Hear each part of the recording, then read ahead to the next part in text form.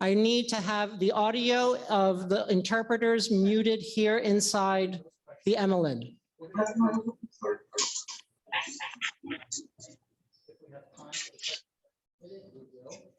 Can't you? Okay, this is Robert Ingenito, Public Information Officer of the Village of Mamaroneck.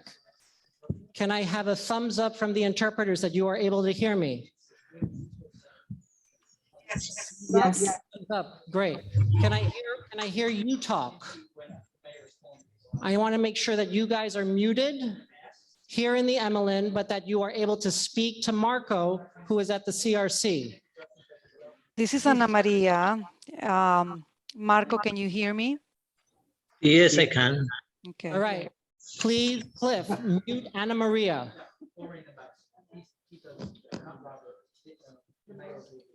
Is Ana Maria muted? Thank you. Okay.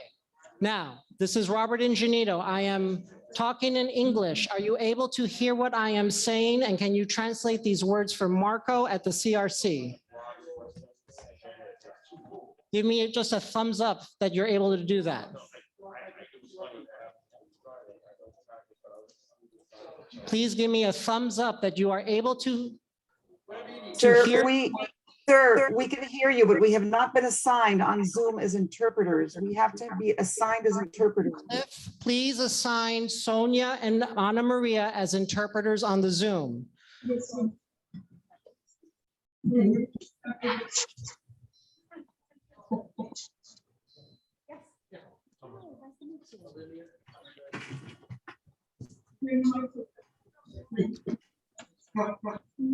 Okay.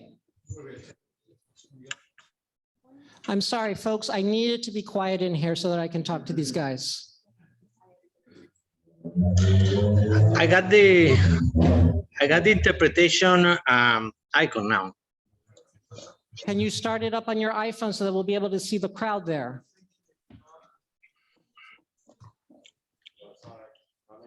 Okay. Or even, I don't care if you just turn the camera around and then show the audience there. Okay, that's great. And Ana Maria and Sonia, are you hearing my words and being able, I don't need you to say this, but I just need you to give me a visual cue to say, yes, you can hear my words. Yes, you will be able to translate. Excellent. Marco, you are able to hear the audio coming in from Ana Maria and from Sonia, right? Excellent. Good. All right. I think we're in a good place, everybody. Cliff, do I have the okay from you? Can you fix that? All right, Sonia, apparently you have to choose your language piece on the Zoom. She's good? Okay. Rob Moretti, are you able to pull up the vignettes for the that LMC and Adina had made and start running those here inside the Emlyn Theater?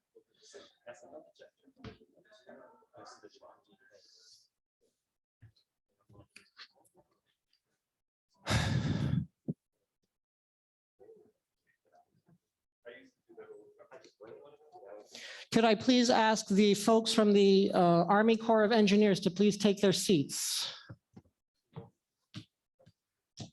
Thank you. Sorry.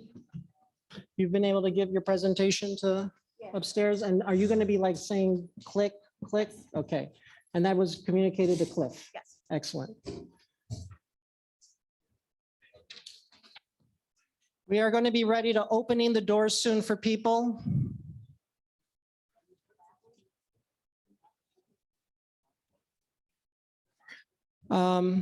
Sally, can you please get Dan Sarnoff in here? Where's the mayor? Also, can you please get the mayor and have him come in here? Thank you.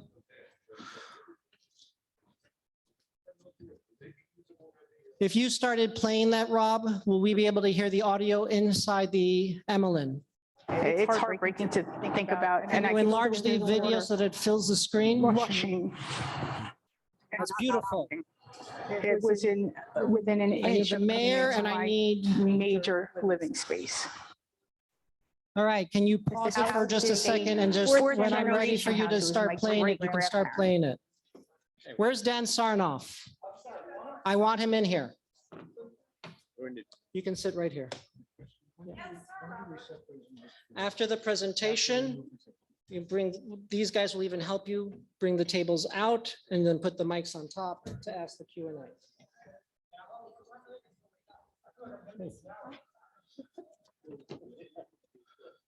Dan, please get up on stage. We have you seated right up over there. New Jersey, other than the Highlands.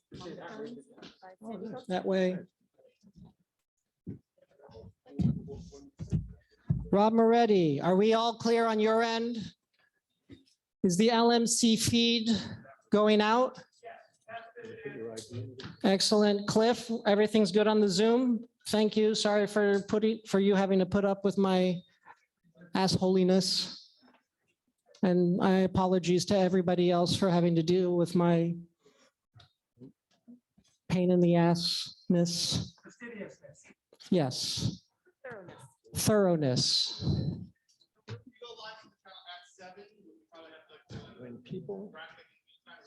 That's perfect. That's perfect. And then we got to sell it there. I just want folks to know that we're going to be opening the doors soon to the ticket holders. Oh, and We're going to be letting them into the theater. They answer questions. yes, How does it get amplified? microphone. Microphones. Oh, that picks up the stage. No, so Those will be on these the table. tables have to be swung out. Okay, got The it. microphones put on the table. There are only 6 microphones. There are 8 of you. Some of you are going to have to share, Gotcha. okay? You We'll work it know, out. We'll work it out. you know about the whole repeating of the question thing? I read it. Yep, I got it. Okay. I got it. Does anybody have any questions before we start opening the doors? Because now is the time to ask me. Once we open the doors, my contract says that I'm done.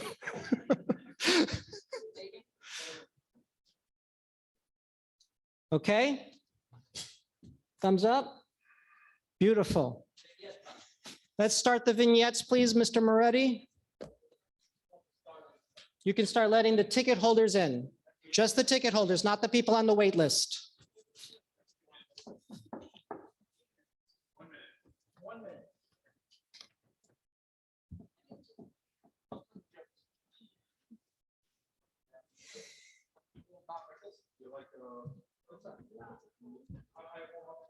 Like Mamaroneck has been my home. I have no intentions to move. But, you know, it's like how much more can you take? Washington Street in Washingtonville. It's an area in Mamaroneck that's considered the Flats. I've lived here all of my life. My father came here from Italy, and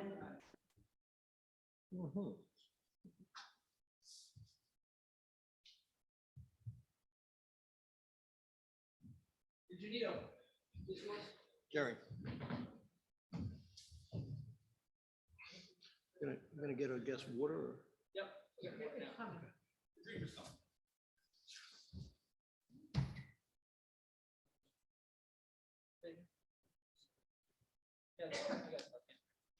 I'm connected with Marco. You saw Marco on the screen? I did see Mark on the screen.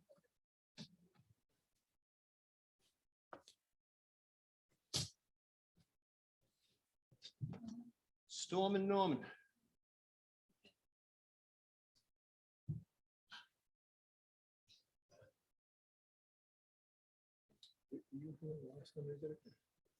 No, so there was a public meeting in 2010, a public meeting in 2017. Right. So I worked with the early 2000s.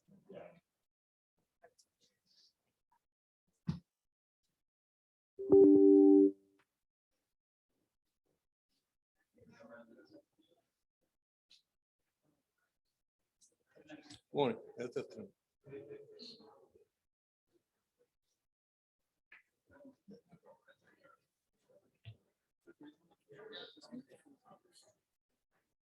Up, Jim.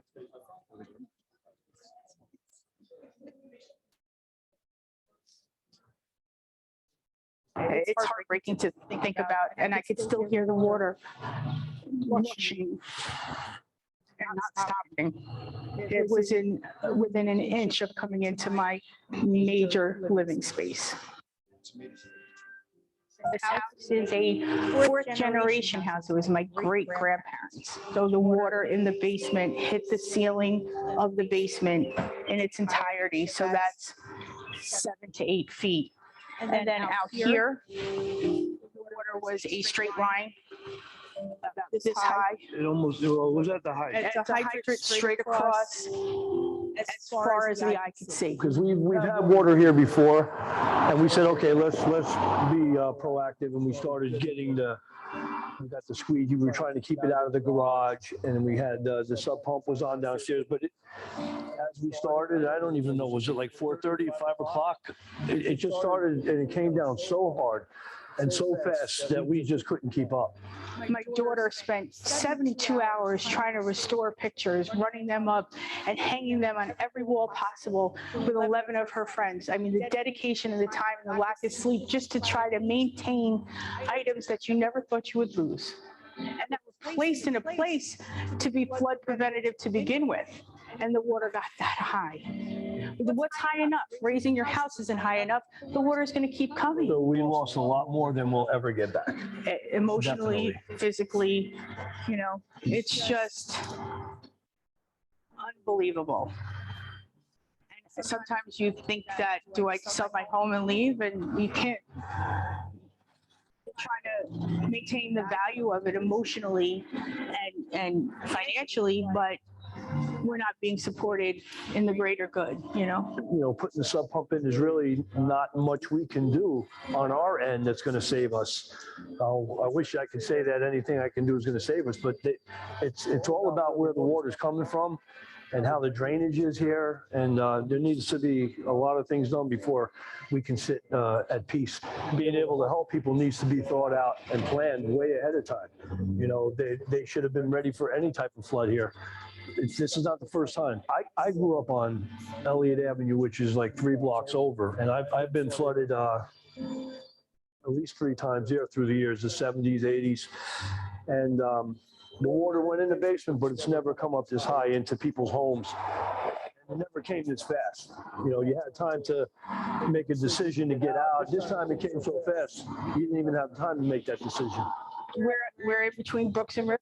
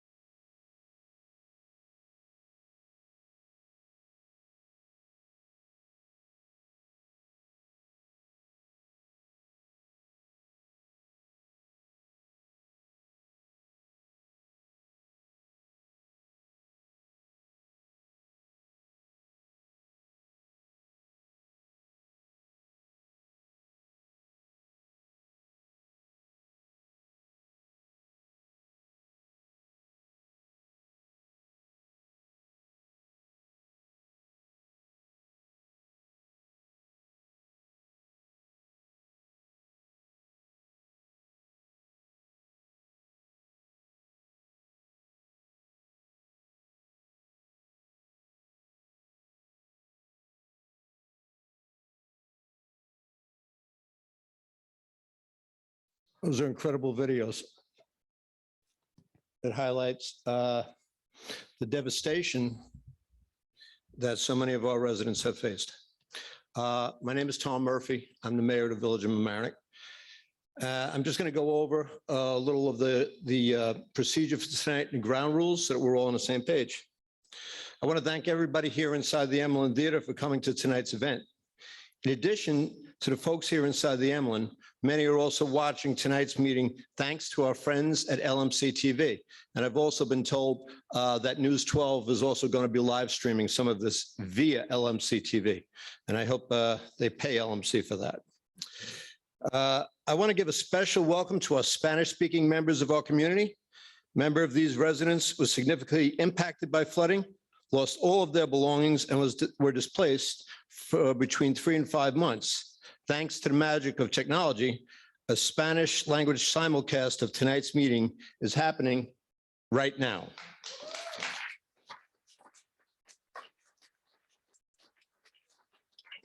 Hola. I also want to thank our friends and colleagues at the Community Resource Center for hosting and organizing the watch party at the Workers Center for our Spanish speaker residents. Following Ms. McClanahan's presentation, questions from the audience and the CRC's watch party will be texted in English to Village Manager Jerry Barbario, and I will share those questions with the audience here.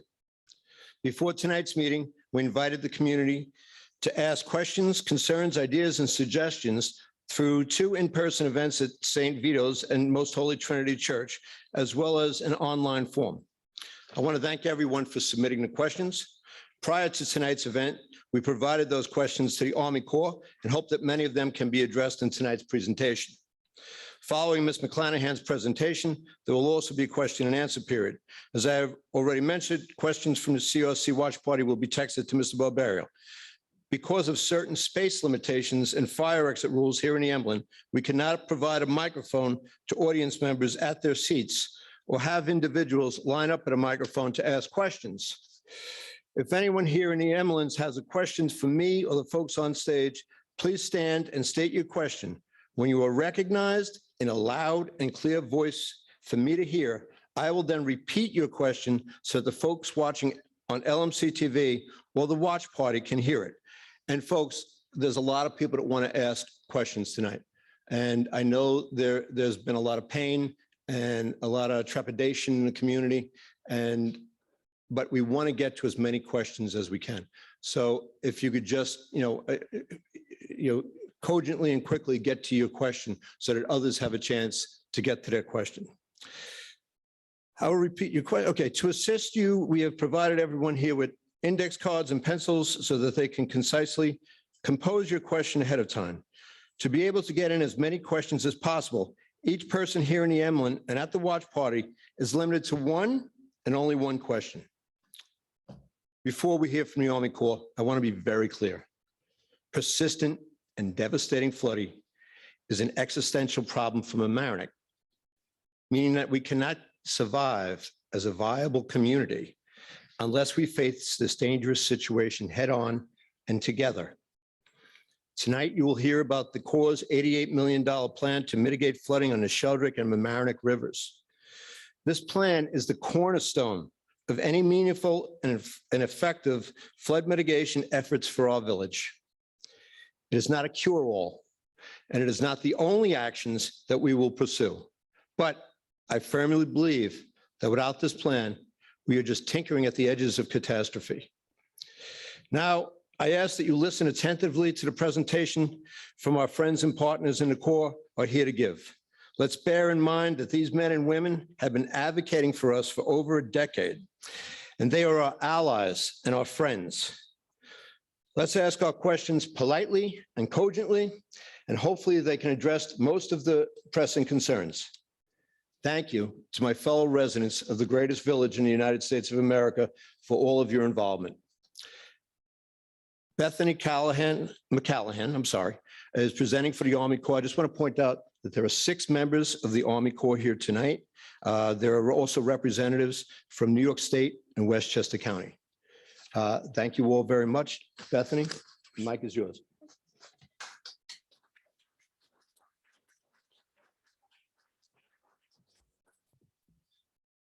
Hi, thank you for having us, and I'm looking forward to your questions at the end. Just to introduce myself, I'm Bethany McClenahan. I am the project manager with the Army Corps of Engineers on this project. With me today, I have Olivia Kackler, who's our chief of the plan formulation branch. I have Andre Chauncey, who's our chief of the civil resources branch, who's going to address any of hydrology and hydraulic questions. We have Ariana Simful, who's our project cultural resource specialist, and then we have Matthew Voisin, who's our project biologist. Next.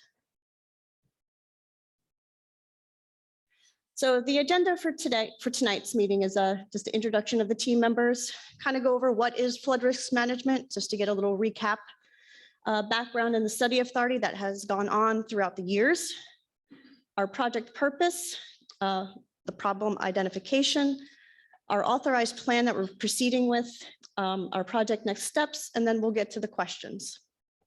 Next. So these are our team members. Our cost sharing study partners are the Army Corps of Engineers, New York State DEC, and Westchester County. However, we work with our local stakeholders, which is the village and town of Mamaroneck, and the public as well. So we all work together to formulate, we all have worked together to formulate this plan to move forward to help reduce the flooding in Mamaroneck. Next. So what is flood risk management? You know, it's supposed to reduce the human and socioeconomic losses caused by flooding. It does not cure flooding, so it will help reduce it. But it's also a joint effort. So the town works together, the state and county, Red Cross, the National Weather Service, us, FEMA, you as residents, we all work together to formulate a plan, a cohesive plan that can reduce the flood risk within the area. Next. So background and study authorities. So this project started way back in 1977. And you can see it's gone out through, just see the years right here. So in 1986, it was authorized for construction under the WRDA bill. There was a general design memorandum done in 1989 with a detailed design. It was finalized, but then it sat on the shelf. So 2007, with the spring floods and the nor'easters that came through, the flooding focus came to life again. So there was a general reevaluation study that was done because of that design memorandum was so old. So we had to address new projects, new ideas, new flood marks. So the cost sharing agreement was signed in 2010. The study was completed in 2017, and the chief's report with the authorized plan was done in December of 2017. Then it sat on the shelf. So in 2021, Ida came through. We all know what happened with Ida. So that reinvigorated the flooding discussion again. So we got funding for the pre-construction engineering and design, PED, through New York State, Westchester County, and the Army Corps. That funding PED is for the first constructible element. And then we also received DERSA funding for construction. We'll go into that a little bit later. And now here we are today. So in 2010, there was a public meeting. In 2017, there was a public meeting. And now in 2022, there was another public meeting. And we'll keep the public abreast of the progress of the project throughout the process. Next. So the project purpose, which I think you all understand the project's purpose. So it's manage the risk of damages from the fluvial flooding, which is rainfall events, manage risks to the local residents' life and safety, reduce the human and socioeconomic losses, and focus on the flood risk management problems in the Mamaroneck and Sheldrick River basins within the village of Mamaroneck. Next. So the project location. It starts downstream at the Tompkins Avenue Bridge, and it works all the way up to the dam, and then all down to the Sheldrake River. So as you know, it's 24 square miles. And there's several commuter line. Well, there's a commuter line and then the I-95 that crosses, that's a constriction for the project. Next. So the study area facts. You know there's damages. In the light brown, that's your 100-year floodplain. And the red are the damages that was incurred from that flooding. So there's constricted flow due to the small bridge openings, inadequate channel flow capacity, constrictions, and a fully developed floodplain. So over 700 structures are in the 100-year floodplain, 70% are residential, 30% are commercial. So we have to take those into consideration when we do our economic analyses. Next. So the problem identification, basically it came from damages from 1972, 75, so forth, 2007, and now 2021. The key constraints for the problems are the Metro North commuter line bridge, I-95, your developed area, and the river is constrained. Your river does not have really much room to move within your floodplain here. Okay, next. So from that process, we developed a general reevaluation report. So we identified the project purpose, we identified the problem identification, and then from that, we discussed with the local stakeholders, our project partners, and the public as well, some of the alternatives or measures that could be looked at within the study. So these are just some of the measures that we looked at, and all in all, there were 9 alternatives that were spun out of this for evaluation. So we looked at channel deepening and widening along the Mamaroneck and the Sheldrake rivers, bridge removal and replacements at those bridges there. I'm not going to read them for you. We also looked at a diversion tunnel, 2 diversion tunnels actually, under Fenimore Road and under Ward Avenue. We also looked at non-structural treatments, which is elevations, wet and dry flood proofing, levees and ring walls. Detention areas at the Mamaroneck Reservoir and Sheldrake Lake and Larchmont Reservoir, Silver Lake and Maple Moor Golf Course. And then we also looked at realignment of the confluence of the Mamaroneck and Sheldrake rivers. So out of these alternatives and measures that we looked at, next please, we came up with a selected plan, which is the authorized plan. So here we looked to estimate to reduce the damages by $3.4 million annually. It's an 87% reduction. Provides approximately 4.6 reduction in water surface elevations throughout the area. Provides approximately 2.8 reduction along the upper Sheldrake River. And it also provides non-structural solution in Harbor Heights for floodproofing elevations as well.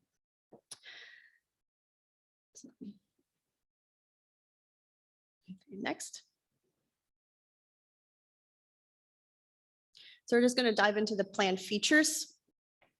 So this is along the lower Mamaroneck. We have the replacement and removal and replacement of the Ward Avenue Bridge. And then we have the culvert up there on the right-hand side. And then the removal and replacement of the 2 footbridges. Next. And the upper Mamaroneck, you can see the culvert there. And just some retaining walls and some channel modifications in the blue and the yellow. Next. The bypass culvert just kind of zoomed in there. Next.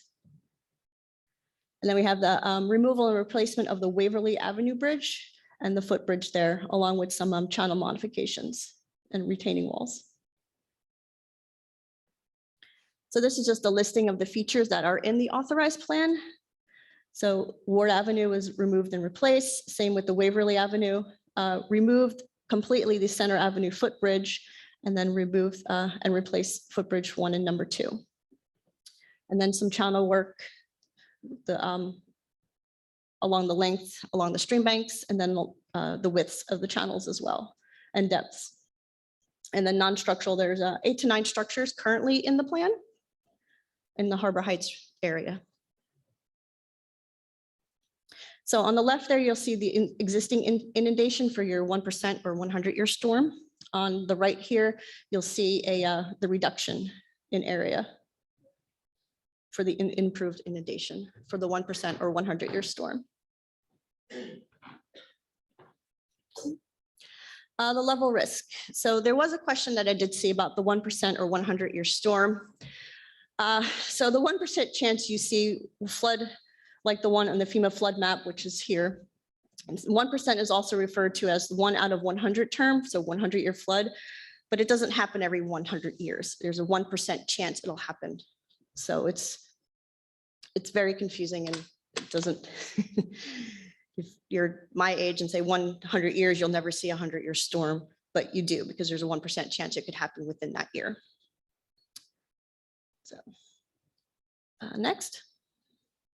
So the first constructible element, which is our pre-construction engineering and design phase, which we have been funded for fully, is the removal and replacement of Ward Avenue Bridge, which is the most downstream element of the project. So we like to work downstream to upstream, so there's no adverse effects to the residents when we're constructing these elements. So we're working on the design plans and specs, so that we're working on it to have the bridge be adaptable for future storm events. So it could be raising the bridge structure itself, but we'll make the foundation more robust in that design.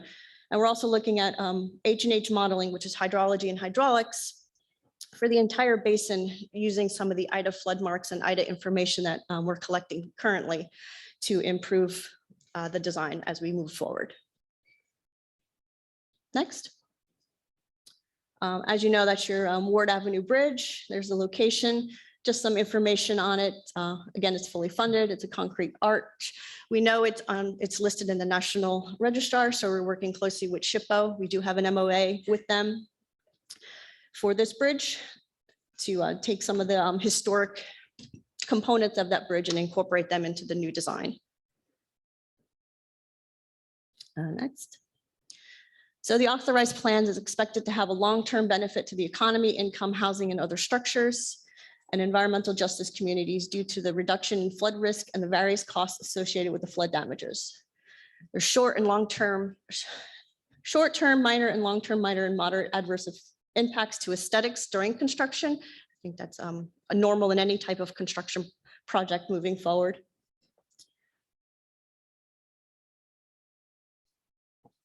So this is the authorized plan. So we have the funds for PEDS to move forward with the Ward Avenue Bridge. Funds have been allocated for construction under the 2022 Disaster Relief Supplemental Appropriations, otherwise known as DRSA. We like our acronyms. So the DRSA funding requires that any changes to the project need to be within the chief's discretionary authority. Otherwise, the DRSA funding can't be used. So what it means is we want to drastically change the project, we lose this funding. But we can slightly modify the project to maybe make a bridge span wider, make a channel alignment deeper, look at other non-structural elements, or possibly adding a few more structures to elevate in the plan. So we just have to be very careful on how we move forward. So we don't want to keep this funding for future use. Next. So our next steps is currently we're working within the Corps on our project management plan. That's basically our scope for the PED phase here. So we're looking at doing additional channel surveying, additional H&H analyses, geotechnical borings around the bridge, the current bridge, so we can design the new bridge. We're going to develop plans and specifications for the Ward Avenue Bridge. So we're looking at possibly designed to be completed in early 2024 with construction to start afterwards. So we're looking at a construction start in 2024. So that's the summary of where we are. And now we're going to go into questions. We're going to rearrange the furniture, right? Thank you. Thank you.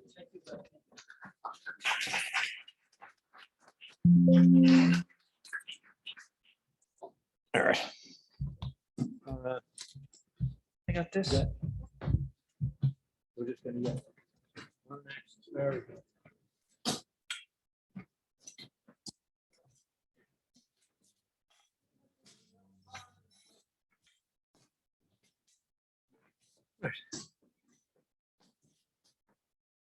We're gonna pick who's at questions here.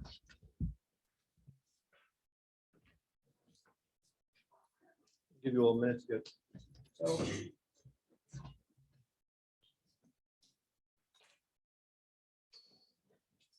Jerry, you ready? Thank you, Bethany. That's, the broad strokes of the plan. I'm going to go to the question period now.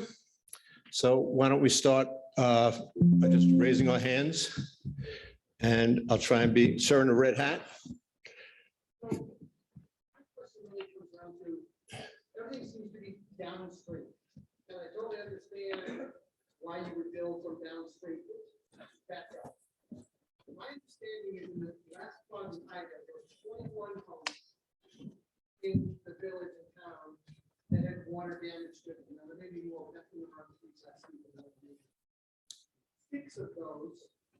are in my neighborhood at the very top of the Merrimack River.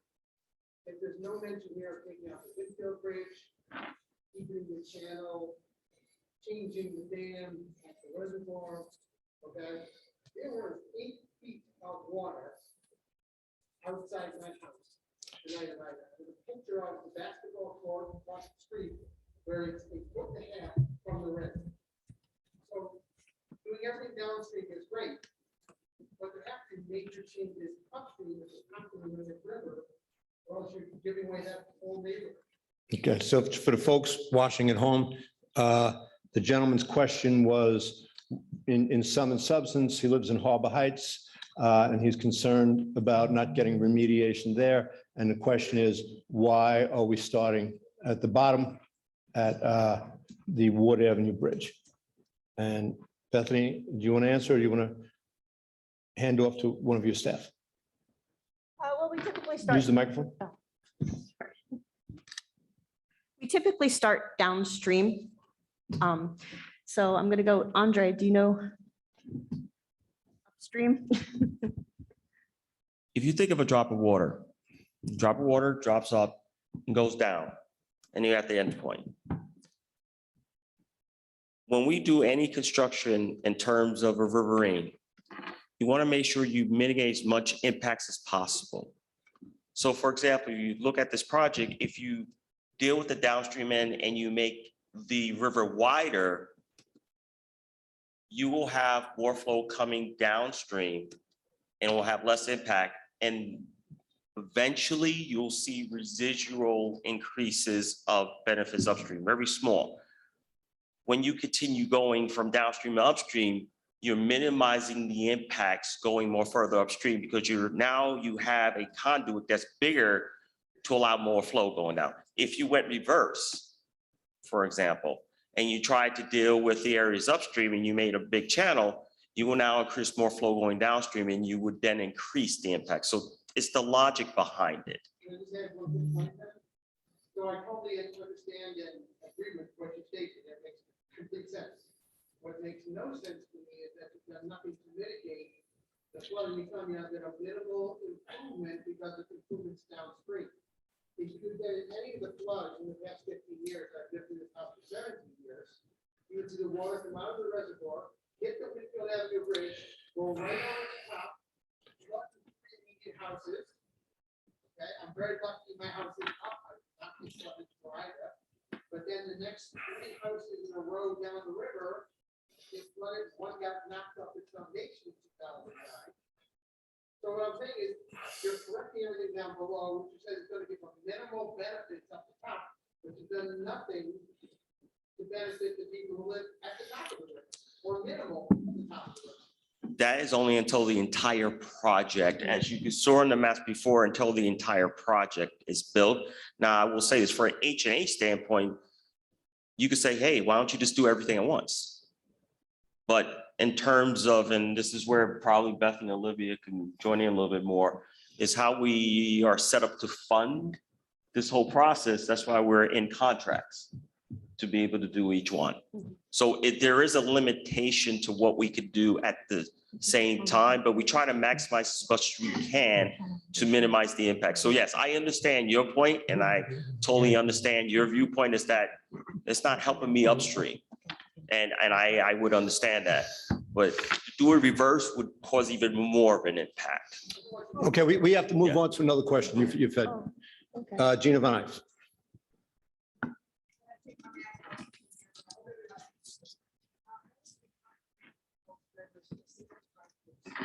And what I'm concerned about with this project is that we learned a lot for night. I said, and see that the water goes out of the river. Well, February came into my property in 2007, left when the high tide went down, it rose high. This time this didn't happen, which made me start to wonder.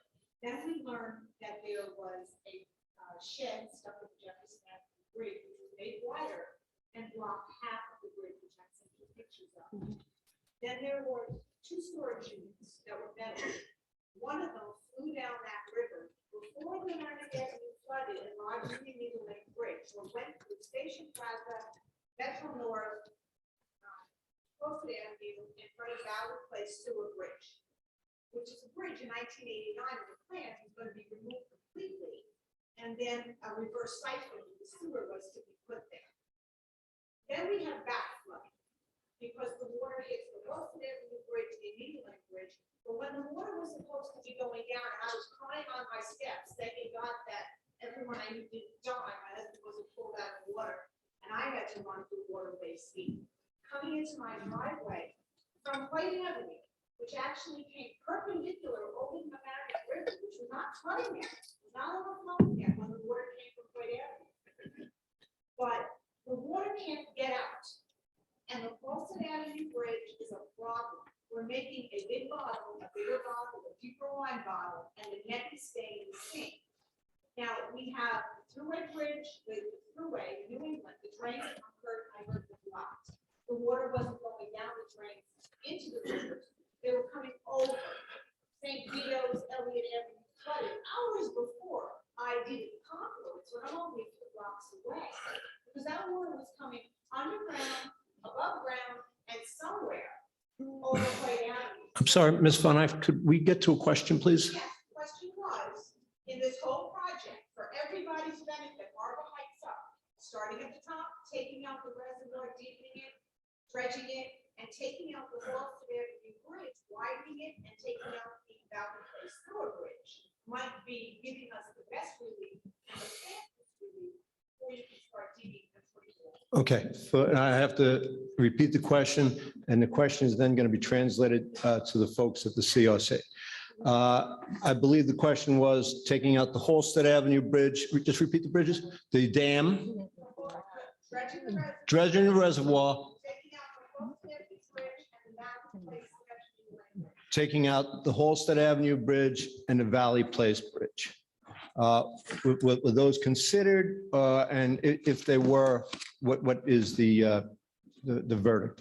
Well, they were considered initially, if looked at the measures considered slide, we did look at the bridge removal and replacement for the Columbus Park pedestrian bridges, Station Plaza, Halsted Avenue, Ward Avenue, Hillside Avenue, Center Avenue, Valley Place, which is the Anita Lane Sewer Bridge, and Waverly Avenue bridges. Those two specific bridges that you've mentioned, they fell out of the plan. The benefit cost ratio wasn't worked out. It just, for some reason or another, they just didn't move forward. Can you just explain for the folks the benefit cost ratio analysis and how that factors into what you can and can't do? So for a proposed action, we have to show that the benefits coming out of the project will outweigh the cost. And we calculate the benefits as the damages that would be prevented if the project were in place. So that's where the benefit side come from. And then the cost is sorry about that. The cost is the cost to implement the project. So that would be the construction cost, interest during construction, and then the cost to operate and maintain the project. And we do an initial screening to determine which elements or which alternatives have benefits that outweigh the costs. And then once we find them, as Bethany alluded to, alternative one, then we go through a process to figure out the optimal sizing. So that may be more detailed than you wanted to, but. No, that's, thank you. Can I have the next question? Bernie. Madam, one question per person. Why in the study that in the Army Corps engineers in the study, which is online? Well, let me rephrase it. There's 24 square miles of watershed. They only online, it shows that it only studied the confines of Mamaroneck and Larchmont. Did not go past the reservoir. You guys did not study the reservoir. You didn't study all the way up to Rye Lake. This river system goes all the way to Rye Lake. My question is why did you study it? And why isn't, how come the county, where is somebody from the county here? There's two representatives from the county here. Why is the county not getting involved with this project? Why does Mamaroneck have to take on the whole burden of all this money?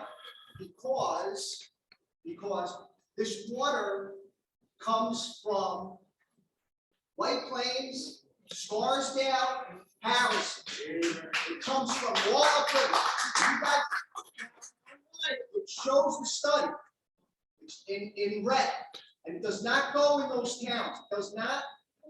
I don't know what the amount of water comes off of 95 in America. It's like so many millions of gallons or whatever, thousands of gallons per second.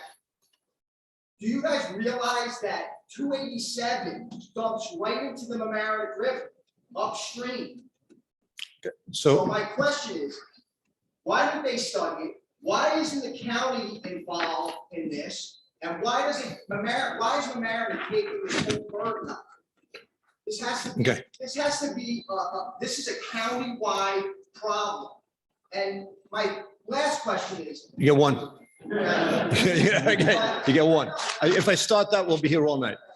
Okay, I ju- got a question for him. all right, Bernie, the rules are the rules.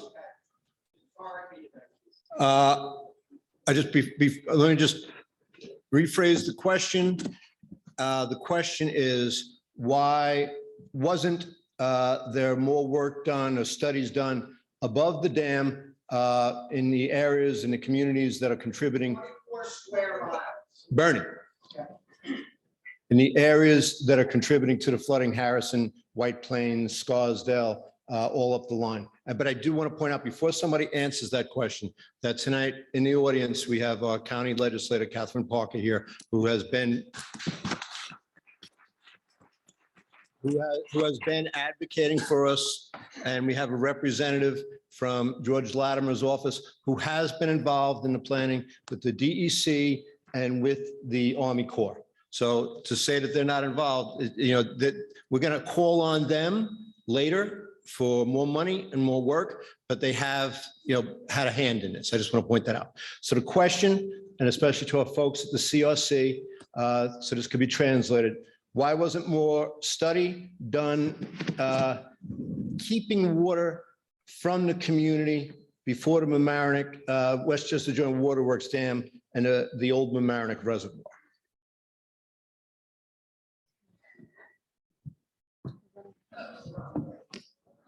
Everybody's looking at me today. All right, so Let's be respectful and let them. you're gonna have to back me up because you know how we do our studies, okay? When we first start a project, we do a study area with just the whole watershed. Within the all watershed, we make sure we define all H&H features within the watershed, okay? So that's the study area. Then you focus on the project area, which is different than the study area because the study areas, we make sure we encompass everything within the watershed. I just need to finish. Okay. Now, the project area has been defined for various reasons that I'll let Olivia kind of elaborate a little bit more. We make sure we get all the H&H data available. Now, I'm going to put a caveat to this. And I know this is one of the things I'm hearing in the back of my mind. I'm going to say this. Okay. There have been, in my experience, within a lot of these public meetings, concerns about localized storm sewer impacts or localized draining. Okay, developments that within a particular watershed, are they doing their responsibilities? I'm not going to touch on that, but that's part of the challenges that we deal with in terms of Corps of Engineers, in terms of trying to deal with the localized changes that goes on within a watershed. So let's say you had a forest and someone develops a multiplex complex and changed it from an area where it could saturate water to now is 100% pervious. They're responsible for making sure that there's no net change in water. So what I'm saying is that from my understanding throughout the whole analysis, we try to use as much information that's available to come up with the best H&H results as possible. So I'm kind of going to end it on that note, but I'll let Olivia deal with the project area because that's more of a planning sort of process. In terms of how we define the project area, and how we come up with solutions in the project area. So I'll let Olivia continue. I asked just a very simple question, but I'm ignorant. What is H&H? Hydrology and hydraulics, I'm sorry, Hydrology and, hydraulics. everyone else know that? Sorry, I apologize. Acronyms are killers. How many have additional questions? Oh, wait. All right, let's stop calling off from the audience. All right, let Olivia answer the question. Olivia, go ahead. So the overall model was built for the watershed, as Andre described, and as he indicated, it's for the overall watershed. But as we moved over to look at things we could do, it focused more on what we call a project area, which is how we developed our measures. I would like to add, though, that as you're describing the runoff that's coming off of the highways, that's, it's not just the Army Corps that's going to come in and solve that problem, that some of these flows can also be addressed through non-federal or local measures as well. So that is probably a more effective way to address the runoff issue. We deal with the riverine flooding coming, overbank flooding from our water bodies. And I just want to point out, as I started this tonight, that what you're doing for us is the cornerstone of a flood remediation. We have a part, the county has a part, New York State has a part. You're the federal part. I just want to point that out for everybody. This is not the end of the game. This is where we build the game. We're building our ground game here, and we're going to build from that going forward. Did you have a question, sir?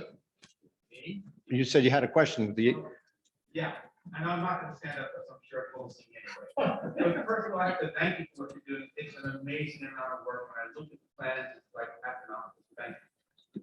But what I'm concerned about is more of what Andre was speaking about, hydrology, hydraulics, and the storm drain management program, that I'm not touching that. And then Olivia commented that the runoff is people from other agencies.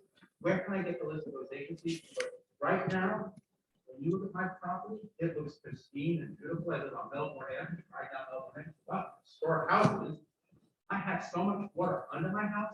One engineer said, Robert, you don't have to buy a boat, you're living in a boat. So what do I do about the underground water? What are we gonna do and how do we address that? I didn't, I'm sorry. Okay, gentlemen, that's my fault. The gentleman lives on Melbourne Avenue, and he gets water in his basement, and Melbourne Avenue does not border on any of our rivers. And he's wondering if there's anything in the plan for him. I don't think there is, but yeah, thank you. Go ahead.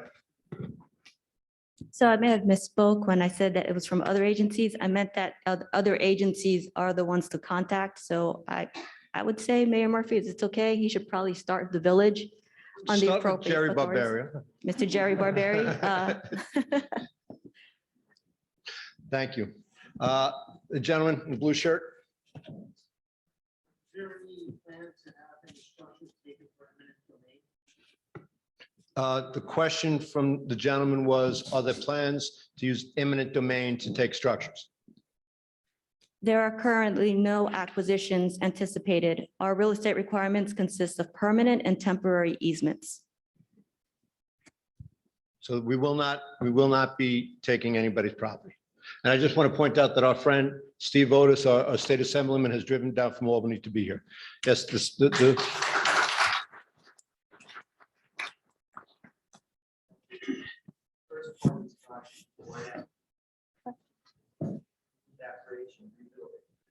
But on time, how many years before we actually have relief from this flooding? That's the first step, I understand. But do you want any time frame, 5-year time frame? Is there any idea? I know it's rough. okay, let me just translate. Let me just relay this to the people at the CRC. The gentleman asked basically, what's the time frame? When's the project going to start? When are we going to actually feel drier? Well, as each proponent, it's incremental, so you'll see a little bit of relief from the Ward Avenue Bridge and then so forth and so on as we go upstream and the other elements. One good thing is we do have the money in hand for construction. So that will alleviate some of the time frame. So as we're halfway done with the plans and specs for the Ward Avenue Bridge, we'll work on a project partner agreement with the state and the county to start the other elements of the project. So yes, it's going to take years. I can't give you a definitive timeframe, but I just know it's incremental, and because we have the construction funding in hand, it will move a lot faster than if we have to go into the fiscal year budget cycle. And just to point out, this is the first time we've ever had the money. And I want to thank Senator Schumer and his staff and all the folks in Washington who used the process of the IDA relief bill to include us and to get this plan kickstarted again. The gentleman in the white shirt. So speaking of money, obviously inflation is an all-time high at the moment. So I'm just curious, with say the 90 million roughly that was approved, let's say you're X amount of the way down the line to the scope of work, and then escalation of costs, you run out of money, what happens then? Now, the flip side, let's say you're more efficient than you realize, are there like ad alternates where you would be able to do something that was the whole scope of work? Let me just, the gentleman asked, what would the impact, in sum and substance, what would the impact of inflation be on the plan? If inflation keeps rising, would that mean we'd be able to do less, or be required to do less? If we have a deflationary situation, or things come in well under bid, would we then be able to do more? So we do take into account inflation as we have costed this out, and we do have a 902 limit that accounts for a 20% increase that we could tap into. But none of the elements would be dropped from the project. However, if everything comes in under budget, nothing can really be added. And then I'll get, Hold on, Olivia. I'm sorry, what? Okay. Okay, Yeah, that's about timing. And Bethany's answer was she couldn't guesstimate. But on the screen, you showed that the first project was to start sometime in 2024. Correct. How many projects are there? I mean, you said each phase will take, you're talking. Yeah. 3 projects more after the work, 5, 10? okay. So the question from the audience was, the first phase is supposed to start 23, 24, the Ward Avenue Bridge. And this is done in phases. How many phases? And B, is there any time projection? So we broke it out into 4 phases. So the Ward Avenue is the first phase. We have the Waverly Avenue and the footbridges as this, the second phase with some channel modifications, the culvert as the third phase, and then the non-structural elements as the 4th phase. So once this first phase is done, because we're going to be updating the H&H, but the hydrology and hydraulics for the entire project, that will feed into the design for the other phases as well. So those will typically move quicker. So I want to say maybe about a year timeframe for design for all those phases. But they'll be stacked on top of each other, and possibly because we have the money in hand, they can all be done at the same time. Thank you. Gentleman in the magenta shirt. To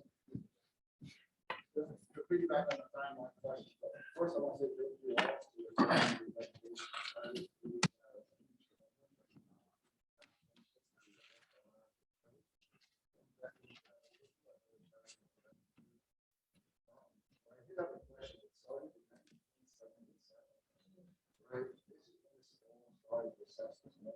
Back in 2007, did an assessment of that.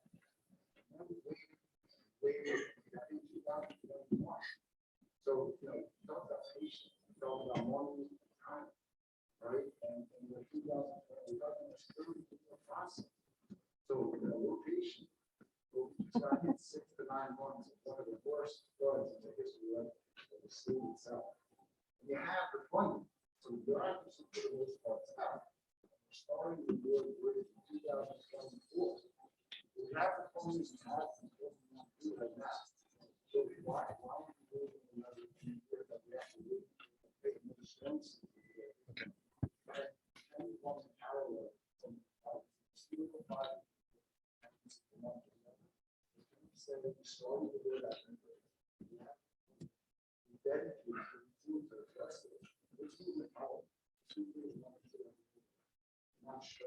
Okay.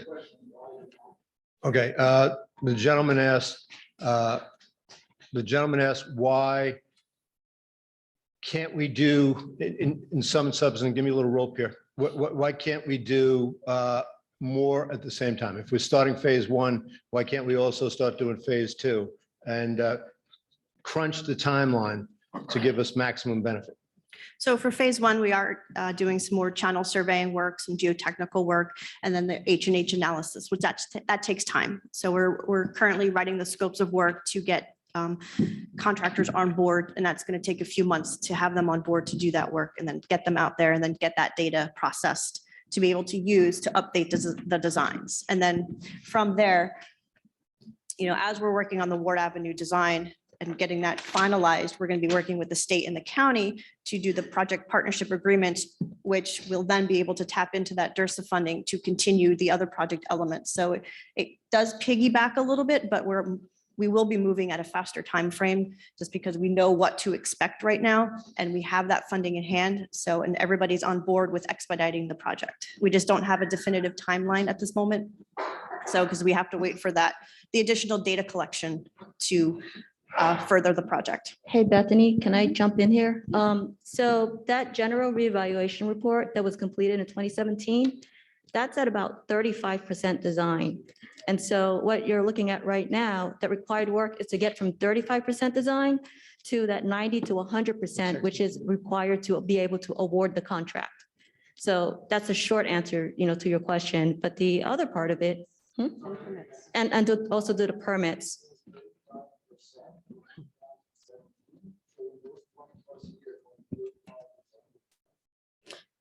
The effort that concluded in 2017, we started that study in 2010 after the 2007 storms. It took a while to get the money lined up. That's why. We didn't get the money lined up until a few months ago. Yes. Yeah. Yeah, you. Hi, how are you?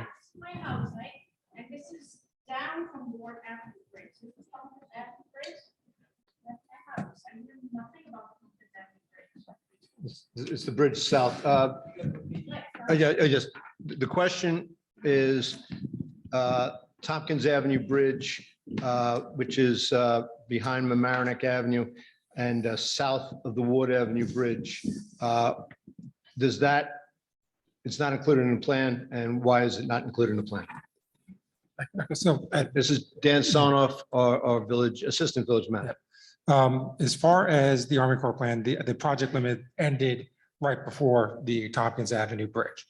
But specifically as it relates to the Tompkins Avenue Bridge, it did experience a lot of damage as a result of Hurricane Ida.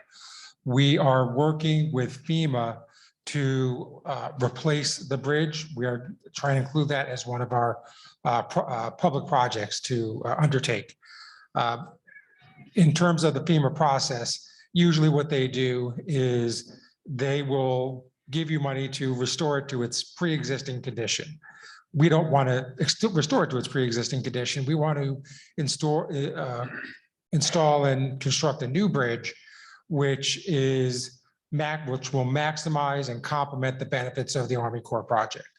In order to do that, we have been working with FEMA. What they asked the village to do was to provide a scope of services and a budget for the replacement of the bridge in both its for the pre-existing condition and the improved condition. Last year, in February last year, I had already been thinking about the Tompkins Avenue Bridge. I asked the Army Corps if we did replace the Tompkins Avenue Bridge, what would be the design factors we would need to consider. They provided that to me.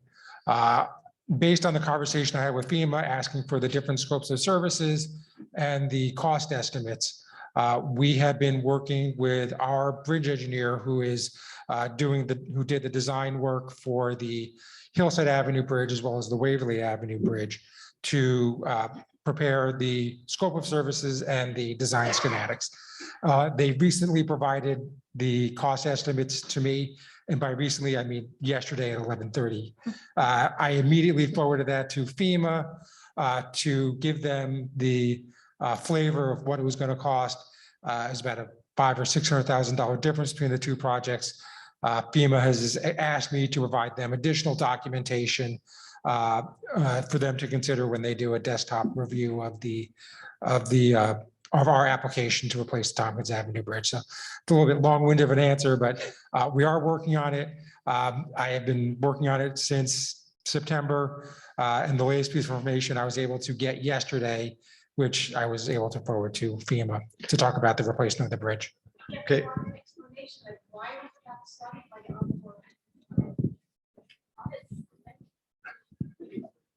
Okay, Randy. Thank you. It seems like it's going to be a risk of maybe another flooding during the ongoing project. Of all the official people here tonight, is there emergency planning in the future if such another flooding while the project is going on for evacuation? I'm going to let, the question from a member of the audience was, is there an emergency plan? Because, there's always a chance, sometimes a better than average chance that there will be another flood. And I'm actually doing this for people in the CRC. And what are our plans to react to that flood? Randy and everyone, earlier this year, when we were putting together the budget, we created an emergency management team with members of staff as well as every department head. It was the same team that was put together in the very early morning hours of September 1st, September 2nd. And what we're doing is, after we had our after action meeting several months ago to evaluate and take a look at what we had done during the storm response and recovery, and some of the things that we can improve upon. Principally, our law enforcement and fire chiefs were very interested in having me develop a plan for evacuation.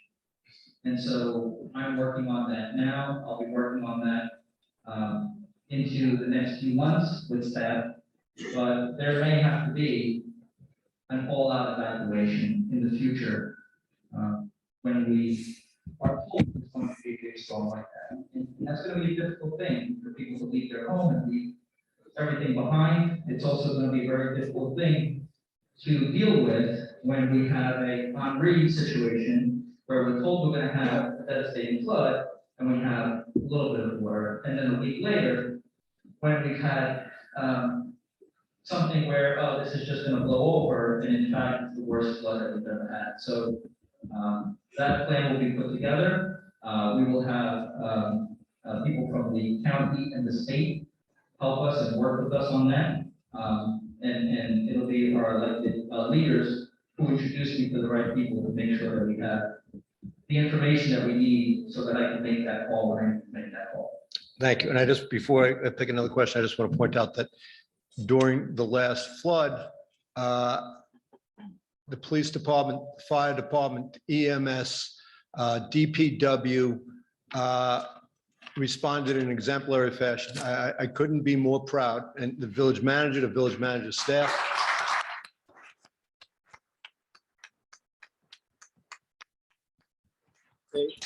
They truly saved lives.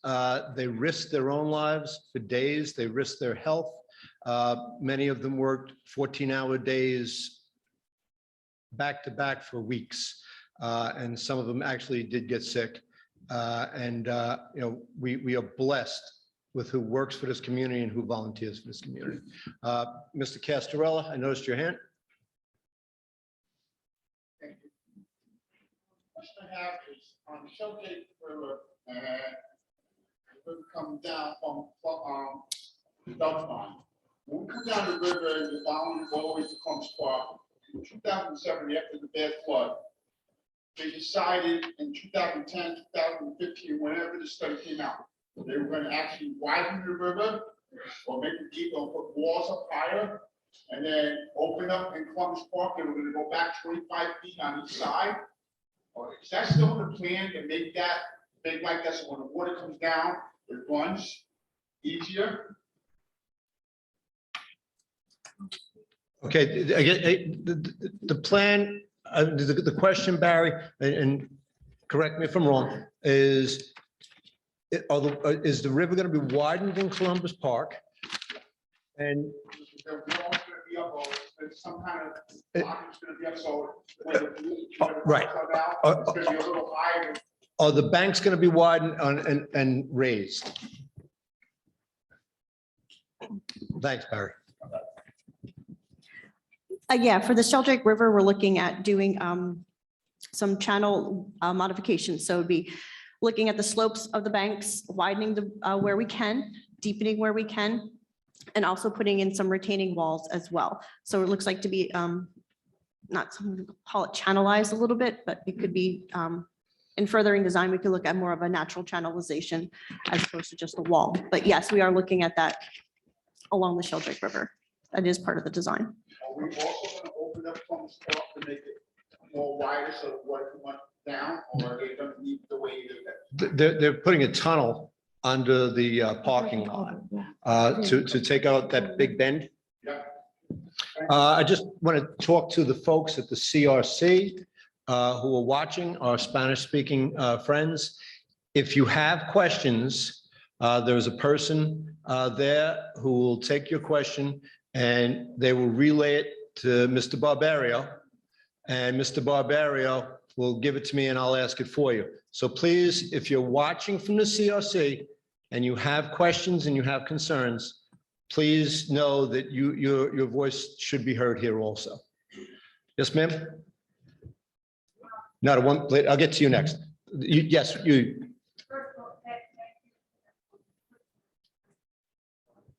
Could you stand up and speak up, please? I'm sorry, I'm hard of hearing.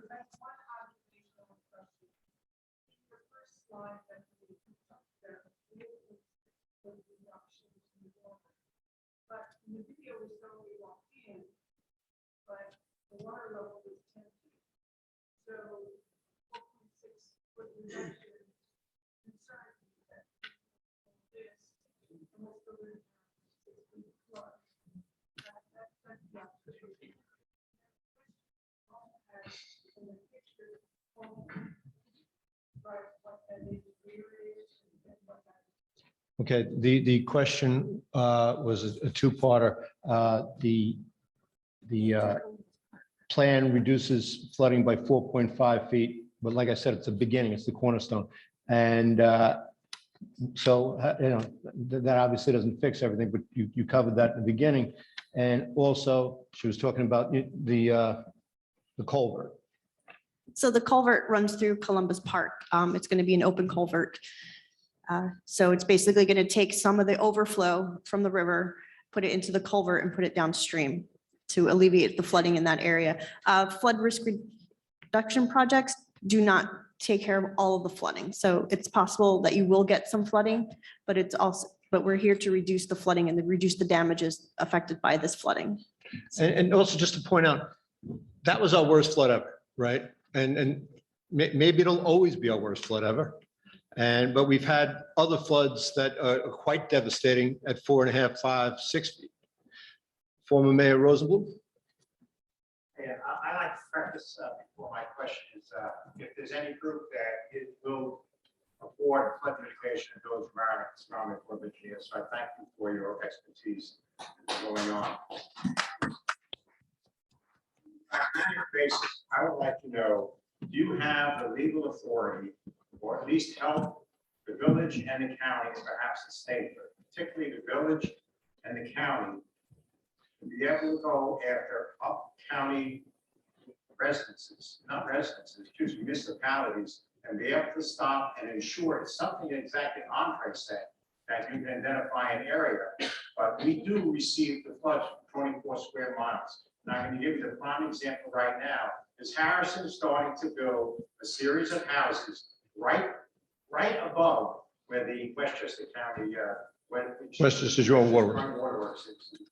how can you help us sue the man to have retention so we don't receive their call? Okay, the question was, can the Army Corps or the state or any higher authority than the Village of Mamaroneck help us recover monetary or damage, or maybe preclude our upstream neighbors from dumping any more on us? The Army Corps cannot help with that, unfortunately. Sorry. Okay. Thank you. Okay, we have a question from the CRC. In the analysis and study of the project and the potential removal of the bridges, mainly Center Avenue, did they take into account the impact this would cause to the community, family members who do not have cars or other means of transportation and rely on these bridges to walk to work or school?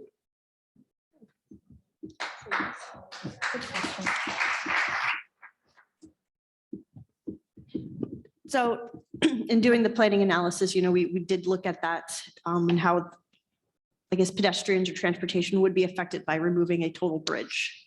So I don't know. Olivia, do you have any more detail? And I would just like to speak to that for a second. I understand that people get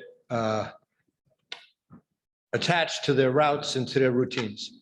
The Center Avenue Bridge, for those folks who don't know it, is just a pedestrian bridge. It's been closed to traffic for as long as I've lived in Mamaroneck.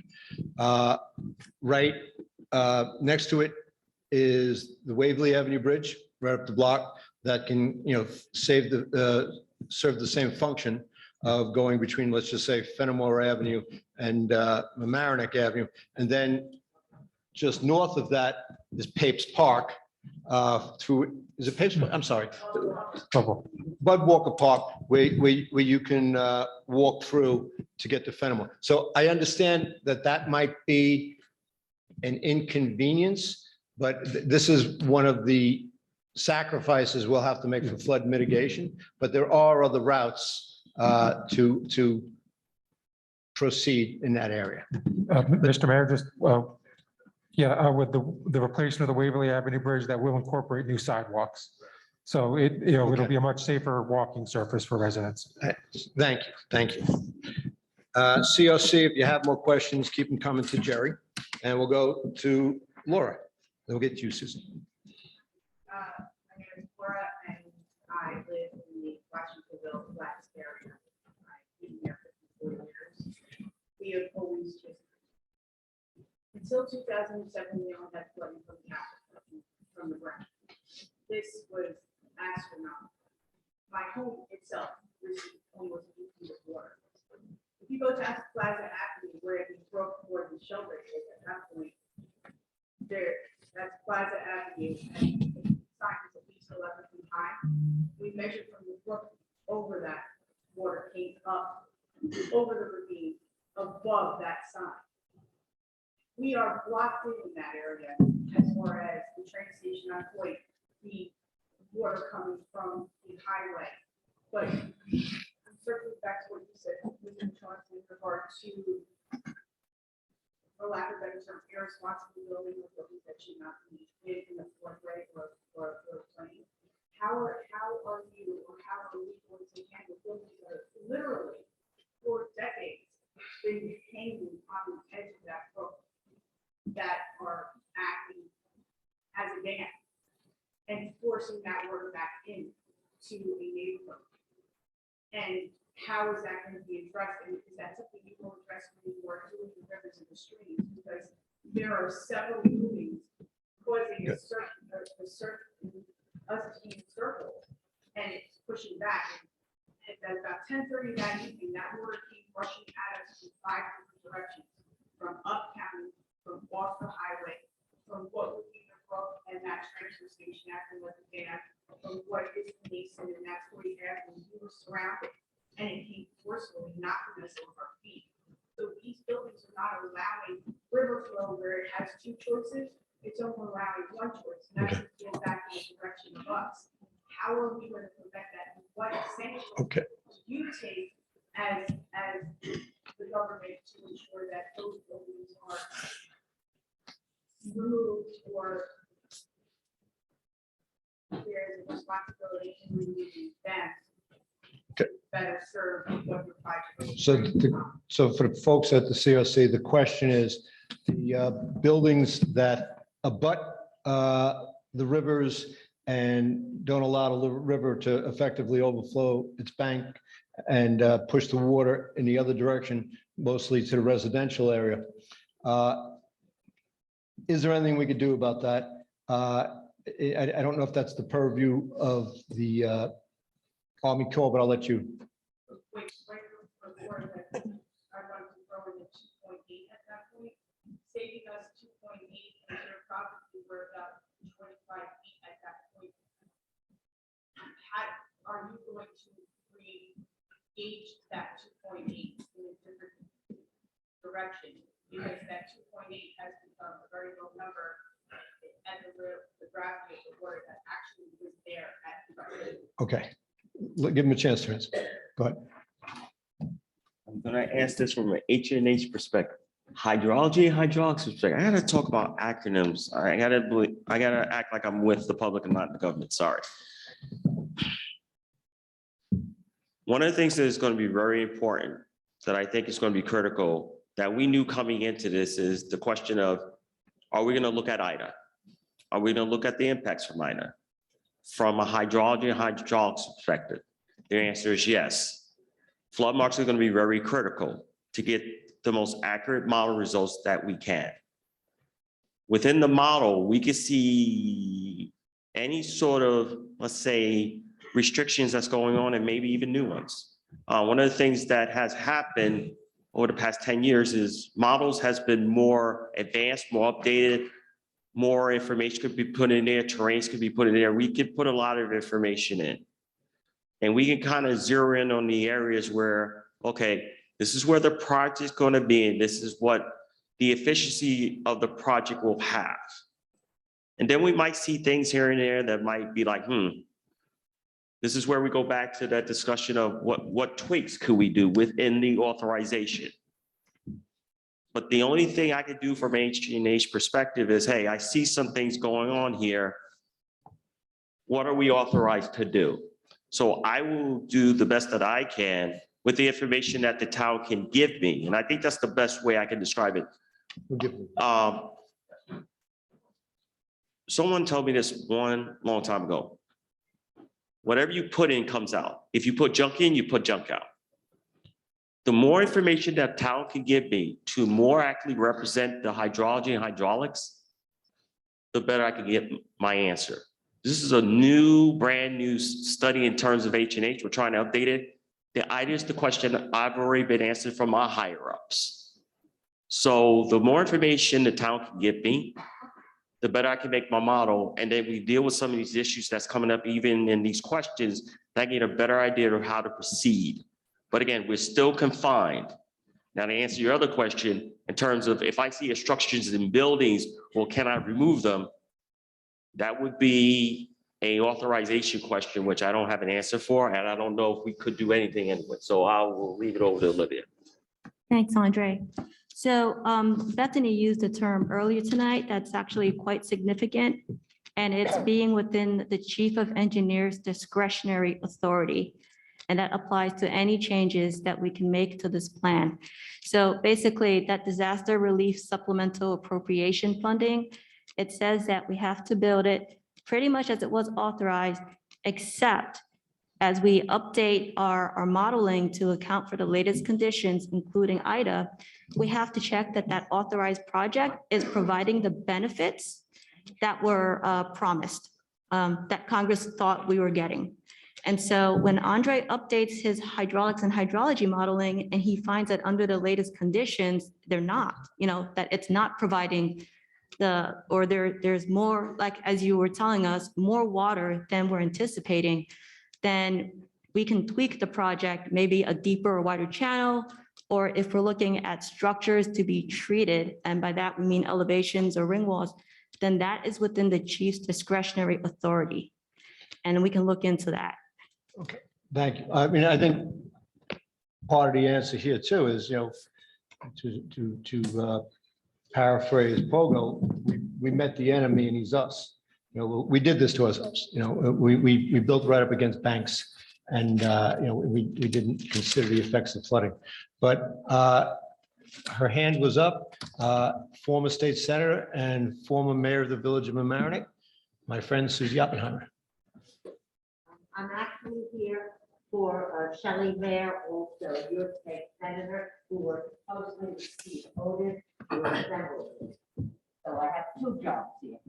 But in listening to this, I know that I can just feel the pain that all of you have expressed. But for me, just to see that, I think in my lifetime, I'm going to see this, because we started working on this in the 70s when I was mayor. And we worked on it over and over again. We never made the cost benefit ratio that was essential to move the project. And we never got the funding that was required in the budget.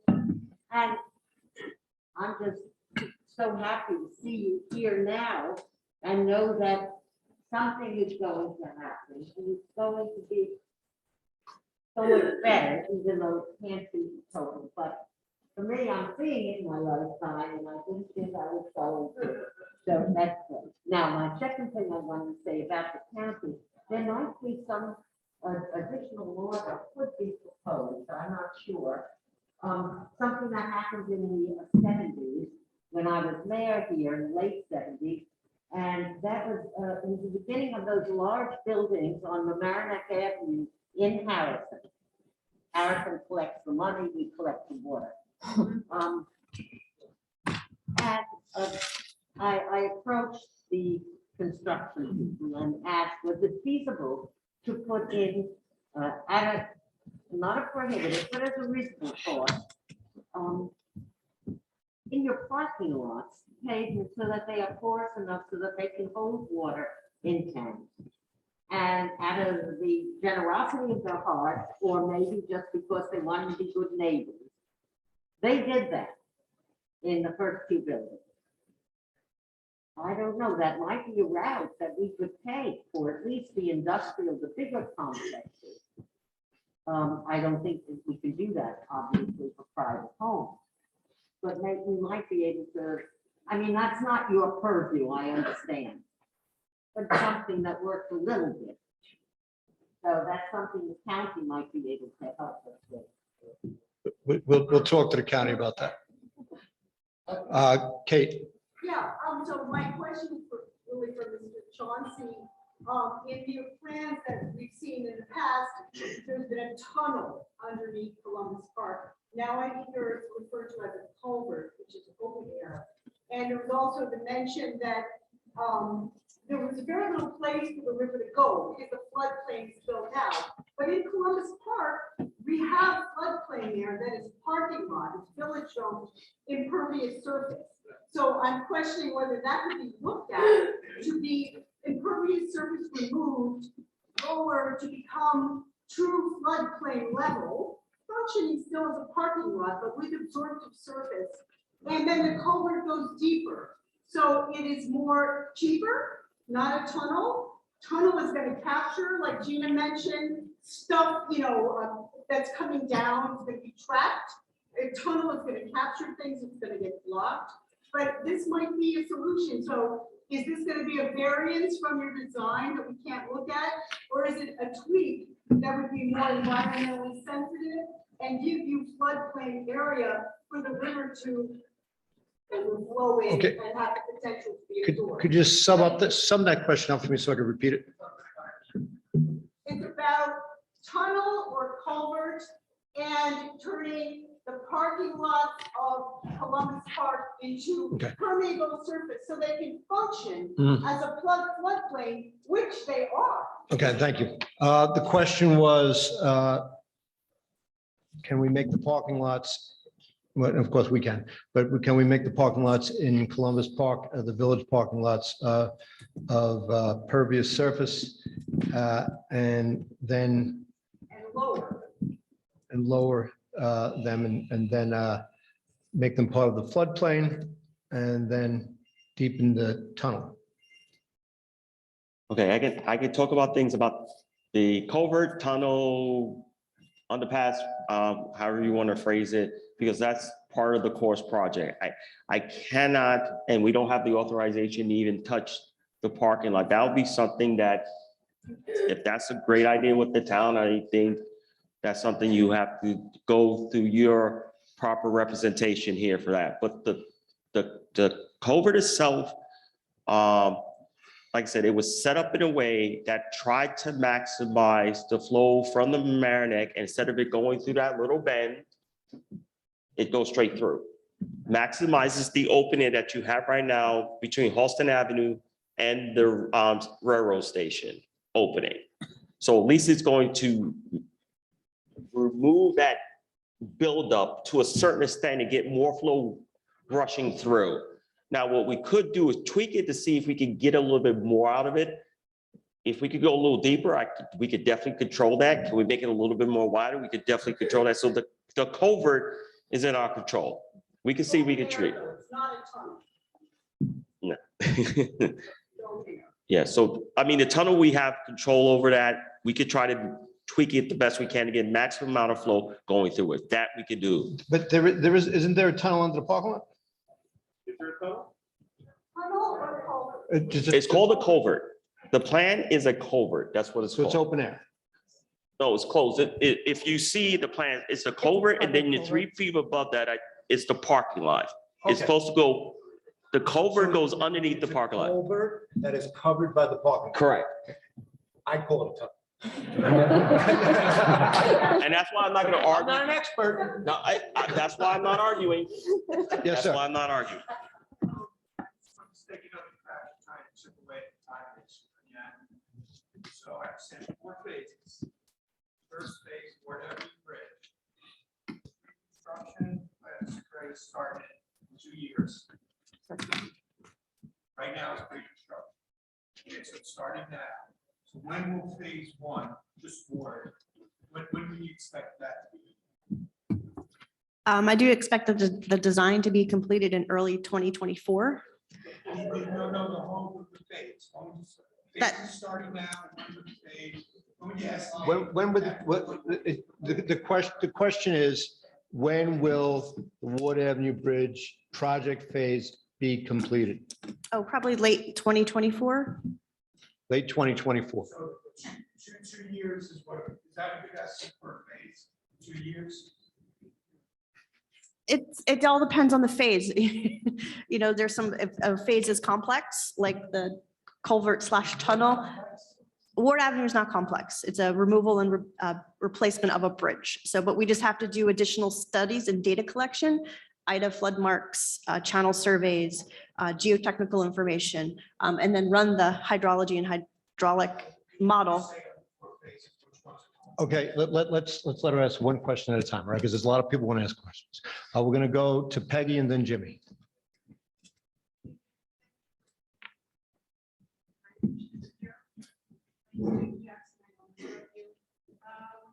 I've been over rights.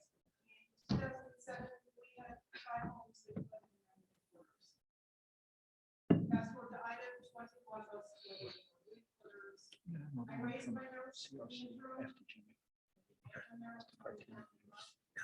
I'm 6 feet over base flood elevation, and I still flood it. So my question is, are we better using these funds to channelize it and try to help more residents? Because how do you say to 20 people or 18 people who flooded in their main quarters, we're going to raise these other houses, but not yours? Doesn't seem to be very effective. So the question is how we use the funds and can we raise houses in the harbor heights? Well, then make it more concise. Can the funds be used differently to help more residents? Can the funds be used differently to help more residents? Basically doing another plan. Within discretion. I know that's a convoluted word, but in the funding, you know, and in the analysis that Andres will be doing with his team, you know, we will look at, you know, maybe there's 8 houses, but maybe adding, there might be additional houses that we can look at that will be raised. So that 8 houses was done in the 2017 plan. So now we're looking at a revised analyses to see, are there additional houses that need to be raised? And what will those houses will be looked at? One question. Jimmy? First, I want to thank you guys for being here. We've been waiting a long time for this. My question is to anyone who can answer it. The village of Mamaroneck is finally trying to help us out, and we want to dredge the Flow and stuff while we're waiting for this plan to get started. And I know some people are giving us a hard time about it. I don't understand why. I want to ask you guys, by dredging our brooks, will that help us a little in the process while we're waiting for you guys to start this plan? In any kind of maybe smaller flooding? Let me repeat it for the folks at the CRC. The gentleman asked, the Village of Mamaroneck has a plan in place to do some $1.3 million worth of cleaning the streams, dredging the streams, especially from the damage that was done after Ida. Would this be helpful? And we're not doing it in areas where you're gonna work. Well, understood. Anything that will, let's say, do a better job in areas to convey water to the Mamaroneck and Sheldrake, if it benefits you, then that will be a positive component to what we're trying to do. Because the bottom line is that if you can come up with better ways of, let's say, upgrading your storm sewer system, upgrading little brooks here and there to get more conveyance to the main river. Now, obviously, you will be adding more water to the main river, but because the project itself is trying to really magnify that water level, every little bit will help to be able to mitigate holistically, as the mayor said, which I agree with. This is the beginning point. Everything else will be really up to the community and the county and everyone else to do their part to say, hey, what can we do to make our little localized area better? But then in the meantime, make sure we don't make a negative impact to the actual project. Bethany, do you want to say something? So I don't know, anything else you want to add, Bethany? No, I just say removing impediments in the streams will have a beneficial effect on the flow. It'll get the flow moving down faster and it won't cause a backup. So any debris removal that you can do in the stream is beneficial. And this was done under the powers that the village manager has to declare an emergency and to remediate the emergency. Does anybody here not think that potential flooding in the next few months is an emergency? But do you all think that that's an emergency? Because I think it's an emergency.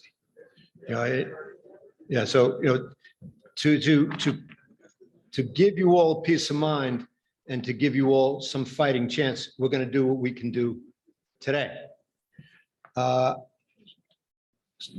Gentlemen, I'm going to try and get to you all. But I only moved here about a year ago. I lost my house 6 months later. I'm not going to be as polite as everybody. 2024 is unacceptable to me. I mean, this is an emergency that happened again this summer. And what do we do? I mean, the funding is there. The bureaucracy, like somebody said, it should be out of the question.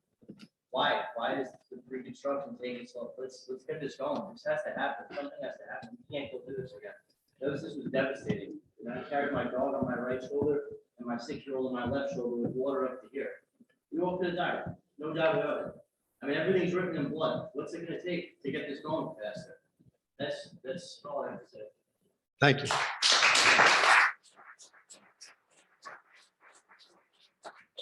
Okay, I have a question from the COC and then I'll get to people in the audience. The COC's question. Oh, I'm sorry, what? Was that a question? The timing. I do understand about the timing, but however, you know, we can only work so fast. We do have to collect more data to make the most beneficial plan for you guys. So. Whoa. Let her answer the question. Please, let's be polite. That's what they're here for. They're here to help us. Go ahead. Answer the We question. want to be sure that we do this right. You know, we're talking about like a $90 million investment. And if it doesn't make sense to rush it, to push it up about a year when this is a project that's going to be serving your community for 50 years. I think if you were in my seat, you would say it doesn't make sense to rush it. I'm Okay. Let me point something out.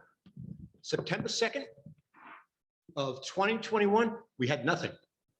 We had a plan that was dead. We had no hope of reviving that plan.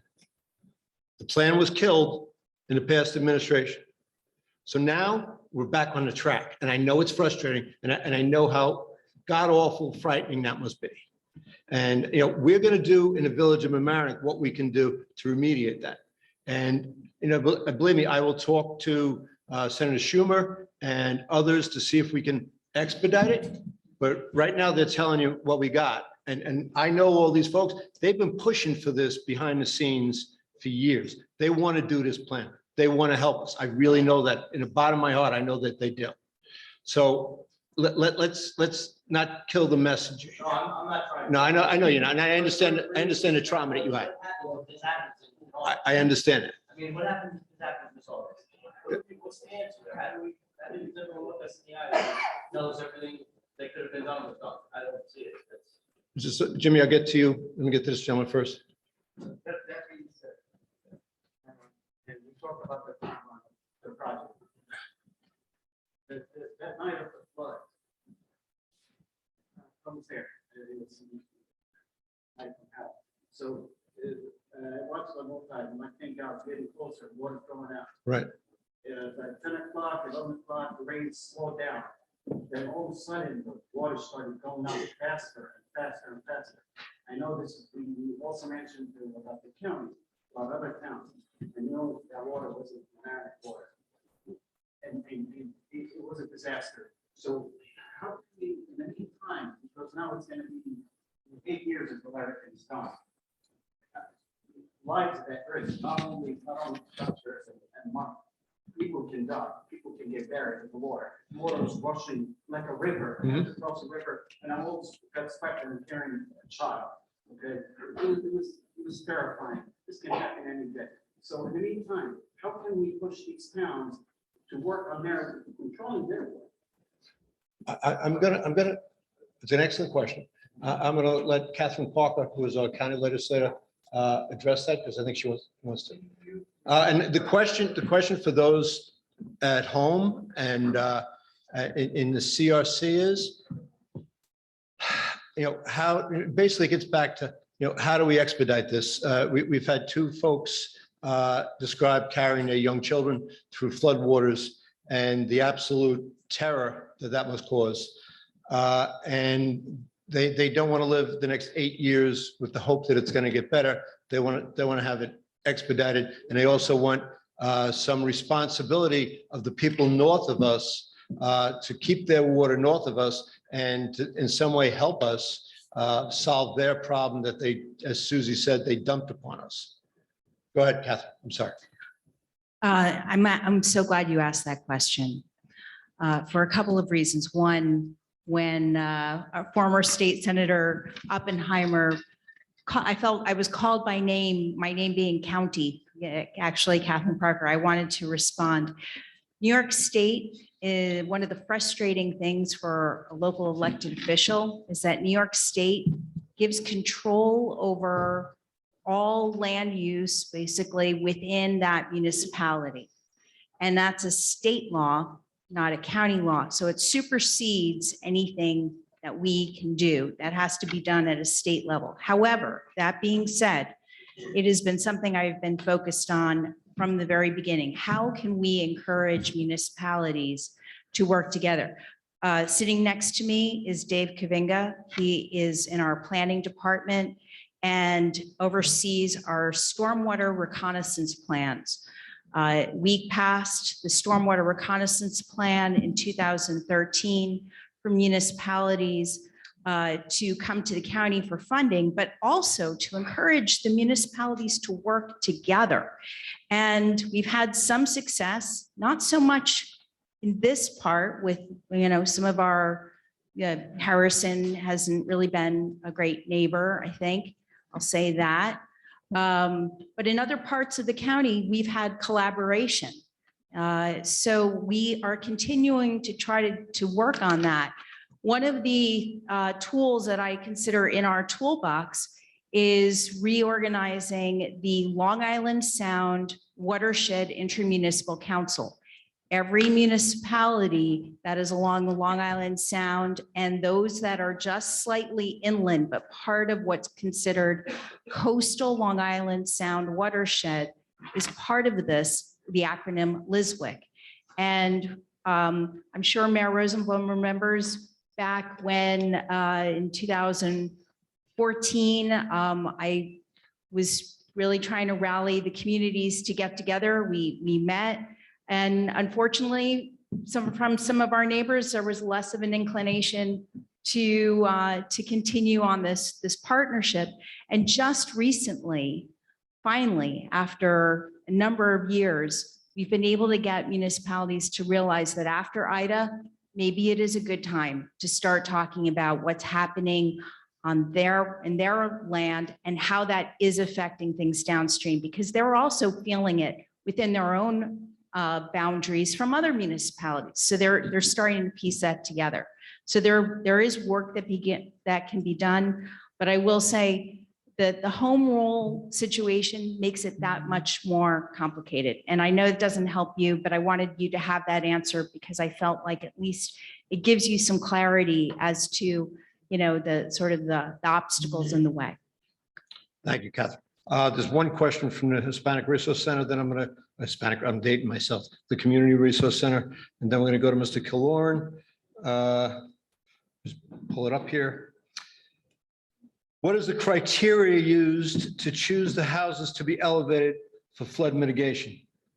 How many are we projecting that number to be? So the houses that are included, there are 8 in the Harbor Heights neighborhood that are residential.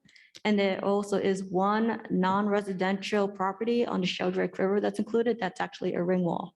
But the main criterion is that the benefits of elevating that house outweigh the costs. And so you have a very interesting situation where you can have a property in the current condition where the current main elevation may be a little too high.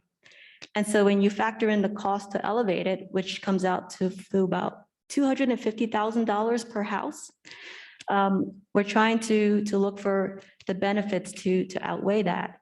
And so they actually have to be, the main floor elevation has to be below a certain level, but it has to get enough water. It's actually a bunch of criteria, not just one criterion. There have to be enough damages to justify it, is the short answer. So every house that's in that plan right now was cost justified, but we're going to update the H&H for the new flood information and see what other houses might also be eligible. And that is within the chief's discretionary authority. Okay, so they want us out of here around 9 o'clock. So let's keep it to questions. Jim, and then you, ma'am, Ms. Kamara, you'll be next. So I just want to thank everyone here and everyone who's working hard to perform the board sector. And if anyone still needs help on your home, I did this rodeo 15 years ago. From what I learned here, I worked with Hurricane Sandy, OEM, and Queens, the Rockaways.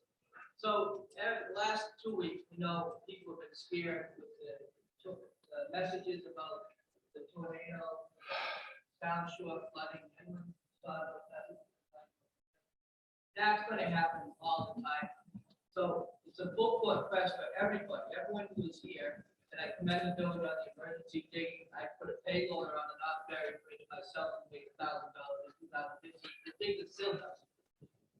In the meantime, can FEMA, this might sound little, but either we all have evacuate every time it might rain, and that might be, or can FEMA buy sandbags and containers of sandbags as well? And in your experience, what other preventative measures can be done to help families who every time we get this report of rain, it's going through?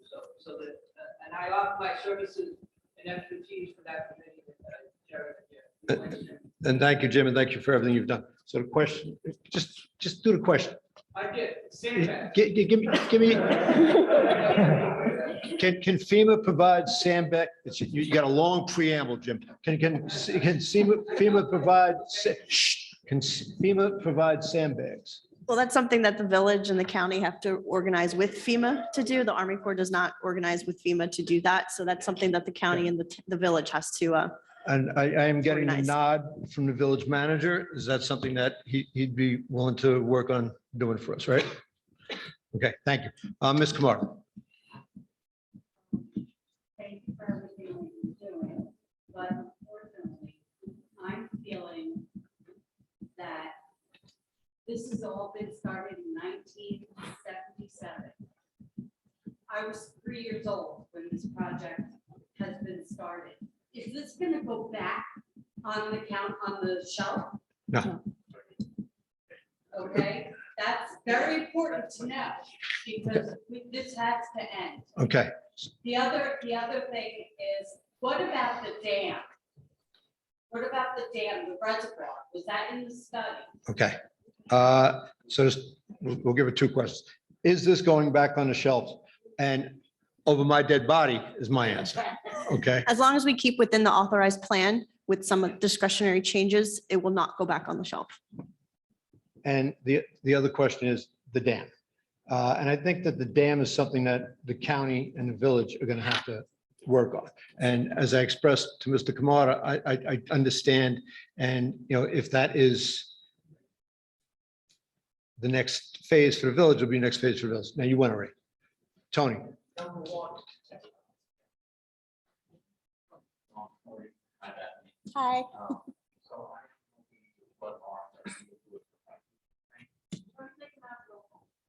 So I'm helping get some flood marks with the village is helping me. Mhm. If you're gonna send a team.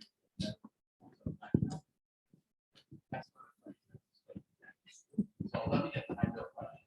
All of these questions that everybody sent in, that I sent to you, are we gonna get written answers for those? We will. Yeah, and I had them, we did have answers for them, but they're so hard to read up here. So we will be addressing them formally in a letter or a memo back to the town, the village. and when we get the memo, we'll circulate it. We'll give it to everybody. It'll be online. You're welcome. In the back of the purple shirt. I understand that you're gonna address the culvert in phase 3 of the plan. Is the increase in the cross-sectional area of the two culverts equal to the cross-sectional area of the now, address that. If you're addressing channeling and moving the bridges, but not the actual bottleneck, how is that way to mitigate the problem? So the question is how is the culvert going to make the difference? And it doesn't seem like to the gentleman that it's enough. No, I didn't say it's not enough. I'm asking, is the cross-sectional area, the increased cross-sectional area of the new culvert and existing culvert going to be equivalent to the cross-sectional area of the rivers flowing into that culvert? Could you repeat the question? No, I know what he meant. No, repeat it. No, please, for the people at home, just repeat it. No. It's, and tell me if I understood this correctly, it's the cross-sectional area of the culvert that the Corps is planning should be either similar or greater than the cross-sectional area that the rivers are actually coming into that same area. Right. There we go. See, I Okay, answered. now answer. The answer is, the analysis show that this is the cross-section that's needed, 8 feet high, 25 feet wide. Again, this is why we do a pre-engineering design. We're going to verify that. If we find out that we have to tweak it to make sure that happens, that's when we're in the authority to tweak it to make sure we can. 8 feet by 25 feet, would you start off with? Yes. You've got two rivers that are, I'm sure, at least 8 feet wide and probably 10 feet deep. Three rivers. Okay. Three rivers. I know two, I'm sorry. Again, the model will give us an idea if we have to go ahead and modify. So, It seems like it's inadequate. Okay, okay, and I note that, and we will make sure the model will verify if it's inadequate or not. So yes, we okay. keep that in note. This lady right in front of Barry. Please stand up and project. Through studies, we can, discover that something's fundamentally wrong, let's say, in our criteria, but you don't have the authorization to change, to make the changes that are necessary. will we find out about those recommendations and what can we do with those plans going forward? It's a good question. The question is, if in the course of their work, they come upon something that they find is a problem that is constricting the river and, but it's not covered in the plan. Will you then inform us about it and give us plans to do it, or maybe do a future study on it?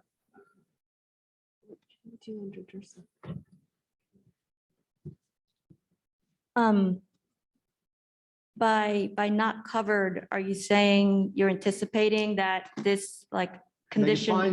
you find something that you didn't realize before. Absolutely. We're going to tell you if something is radically different from what we know and assume, what the implications are, whether it's within our, the chief's discretionary authority. If it is, then, the interesting thing is that there actually is not a 902 limit. I mean, that's jargon on my part, but we can identify changes within the chief's discretionary authority that might cost more.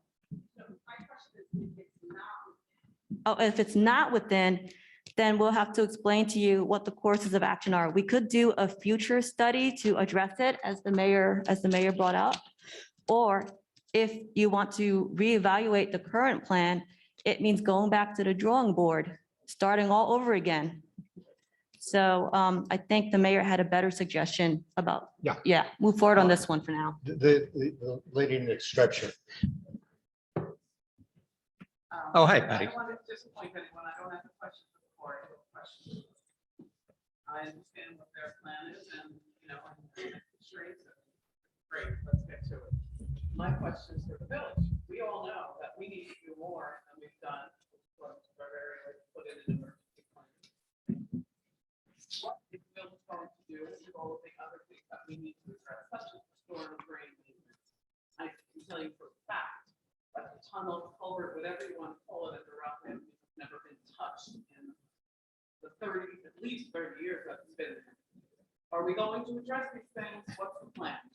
We need that done. Okay, the question was not addressed to the Army Corps, but addressed to the village of Mamaroneck about, what we are going to do to, in sum and substance, clean up our side of the street and make sure that we do what we're supposed to do.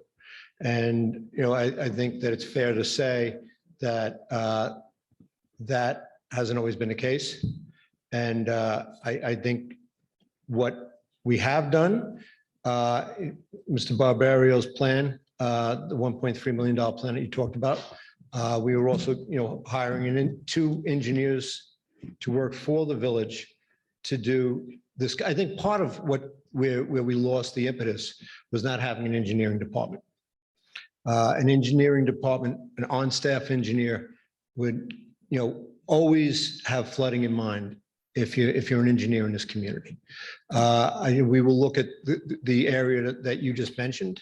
I know that when it rains, people see, debris upon the top of the storm sewer, but that doesn't mean that the storm sewers haven't been maintained.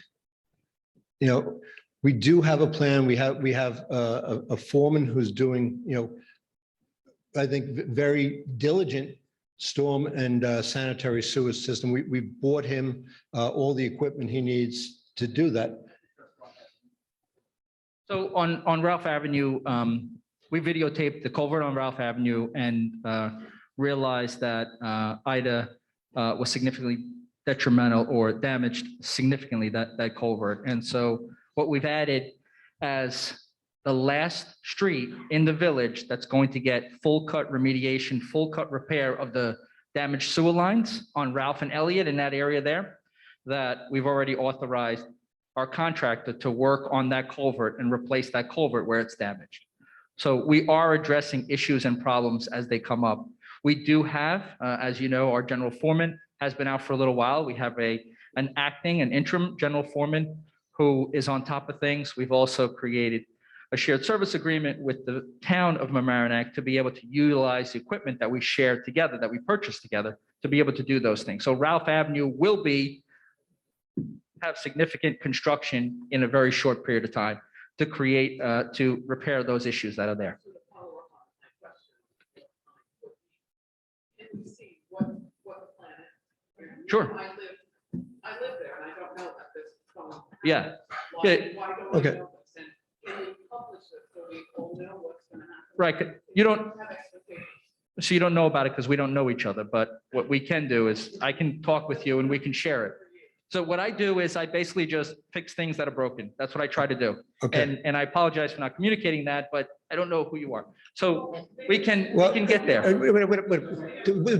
We got it. That's been asked and answered. There's a gentleman. Jerry, are you our stormwater management officer? Wait up, no. I was pointing to the man back there. Okay, yes or no? I'm pointing to the man back there. Everybody's gonna go in order. Nobody's gonna jump the line. Go ahead. My question is, it seems like you're talking about like, you know, fixing things to the extent that the flooding is now or the level is now. Things are getting worse environmentally in general. Storms are getting worse. Hurricanes are more stronger.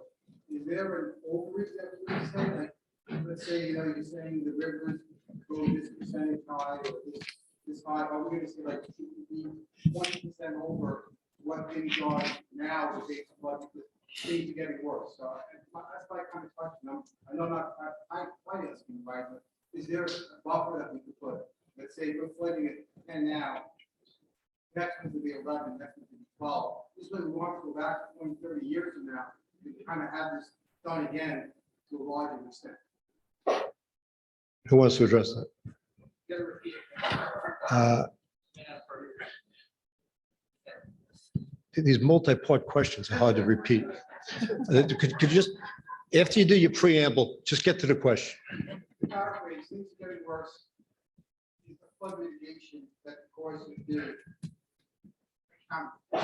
And is the flood mitigation plan accounting for possible future Future conditions. worsening Yes. of flooding due Yes. to climate change? Yes, our modeling starts at the current condition, which corresponds to the year that the construction is completed, and then it goes out 50 years into the future. And we do have a future condition that's modeled. So it is a water surface elevation that is higher. How much higher depends on the update that Mr. Chauncey's doing right now. So he's going to incorporate events such as Ida into that model. That gentleman had his hand up. And just I want to add one thing, just to emphasize that, we know we are at the Long Island Sound, so we are going to make sure we add in the coastal conditions, just to verify, to make sure we're good on all ends. Hey, you, and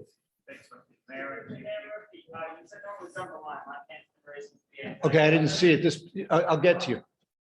Okay. Don't yell out. Okay. Go ahead. So yes, thanks so much for being here this evening, and thank you for your service. I don't mean to inject politics into this conversation, it's meant to be a political and civil servant, but I think this is the question he's answering at this point, because look, there's a presidential election in 2.5 years from now. And there's a change in administrations in this case, and who controls the purse strings of the Office of Management and Budget in this case? Is there a possibility this funding could be reneged? Okay, the question is, if there is a change in administrations, if there is a change in philosophy, can the money be pulled by the next administration, like it was pulled by the last administration? No, for case in point, the towns that received the Sandy supplemental funding, that's been covered under, I think, 2 administrations, and that funding has not been pulled. So this is a very similar path. So the funding will not be pulled. Okay, all the way in the back. Michael, stand up and talk. My father's home was flooded on Washington Street, and it was flooded entirely from the toilets and the sewer lines. And I was wondering if this project would at all address that type of flooding. The water, his family was flooded. The water came up through the sewer lines and the sanitary. I imagine there was a inflow and infiltration. Yeah, as Mr. Chauncey had stated earlier, the Army Corps does not look at the sewer lines. So that's something that the county and the village would have to address. You want to address it really quick? Sewer lines on Washington are being replaced from 6-inch lines to 8-inch lines. That's one of the streets that we're going to be ripping up this summer. Okay, Mr. Hofstadter has his hand up. If you've asked a question before, I'm not going to get to you. Mr. Hofstadter had his hand up. So as someone who's lived here my whole life, I can tell you that as we were discussing about upriver neighborhoods, you know, drive up Fenimore Road and see Bonnie Pryor working on the golf course. See Saxon Woods elevation having changed over the last 20 years. Maplemore, the same thing. We need a way to go after municipalities. The county has to be a partner in this. And the fact that there's a countywide sewer district and there's not a countywide, you know, water district is something that we need to honestly help looking at. Because it's not just 24 square miles, it's 48 square miles. If you go up to Silver Lake, there were probably a couple hundred acres denuded about 30 years ago. And there is no way they're retaining the water for that development up there. That's all coming down. And there is no effective way for us to go after them. And it's obvious what is happening. So we need the county. Is there a question? We need the county and the state to be on board with us about enforcing stormwater rules further up county, up in the river bed. That was a statement. So go ahead, sir. Thanks. So in terms of the scope of as the study that you're conducting, you talked about having discretion once this study is done. What kind of things are outside of discretion? Like, you know, I heard solve 4 feet of flooding. I think all of us have seen way more than 4 feet of flooding. So like if you're planning to go 8 feet deeper into the channel of these rivers, then you go 20 feet? Like, is that what these? Okay, so the question is what's outside your discretion and what's inside your discretion? We cannot go above the cost of the project. And I think that's the best way I can describe it. Whatever flexibility I have, but I'll let Olivia clarify that a little bit more. We could potentially go above the cost of the project, but not to the point that it outweighs the benefits. And instead of just making it like the benefit to cost above one, we actually are charged with delivering the benefits, the performance that was in the promised in that 2017 report. Okay, this lady's been waiting. Okay, this gentleman. Yeah. Hello, Rick. My name is Deacon Ricky Sullivan from First Baptist Church in Maryland. I just want to know if the information is being established that I'm going to engineer is going to be shared with insurance companies because our property insurance has dropped us because of lost payout. Okay. They're paying out too much money for us to store our. The question is the information that you have and the remediation that you're going to be doing, going to be relayed to the insurance companies because this gentleman's church is on Howard Avenue and has suffered horrific flooding over the decades, but especially over the past 20 years. And they got dropped by their insurance carrier. So can we, is there any way we can influence their insurance carrier? That's a no, but any of the information we develop for the project is relayed to you guys. However, this is not a FEMA certified project where that the flood insurance runs through FEMA. So, you know, having projects like levees, it has to be a certain elevation and it'll get FEMA certified, and usually the flood insurance lowers. This is not a FEMA certified project, so we don't work directly with the insurance agencies. We don't, but what the village could do is get in contact with FEMA for a letter of MAC revision. And that would possibly be a way to Yeah. help you. Lomar. You can call the village manager's office and we have time for one more question and this lady's been waiting.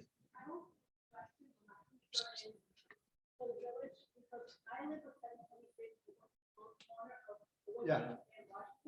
We have 3 sewers in our parking lot. That's where so I noticed that every time it rains,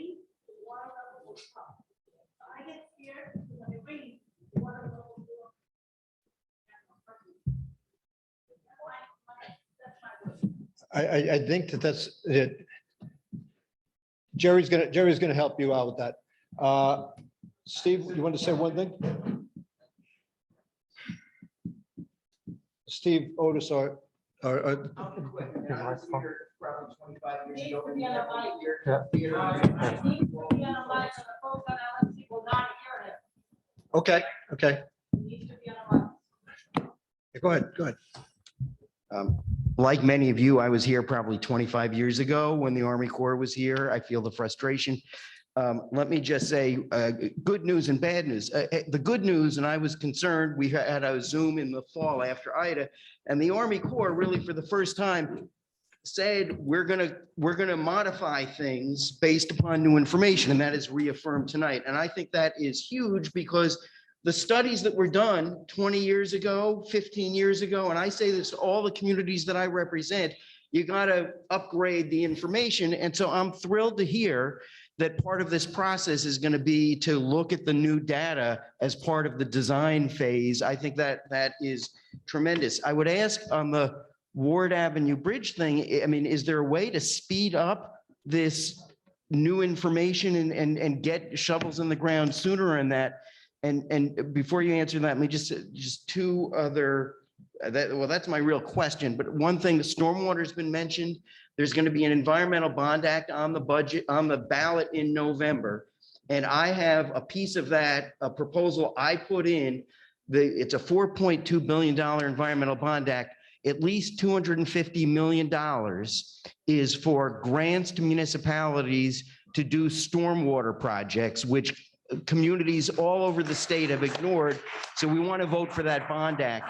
But is there a way to speed up this, at least phase one, this Ward Avenue process with the new data and somehow get that going a little quicker, would make everyone feel a lot better? We can work internally and discuss internally on how we can, I guess, speed up the process, you know. Okay. Thank you all. What was our stormwater management officer? Simple. Joe Tremelli, John Keller, Keller Sessions. Thank you. Which could have been asked what session. Great to see you. Thank you all for your involvement. Thank you all for caring about the village of Mamaroneck. Some of these folks have a 2-hour ride now to go home. I want to thank them all.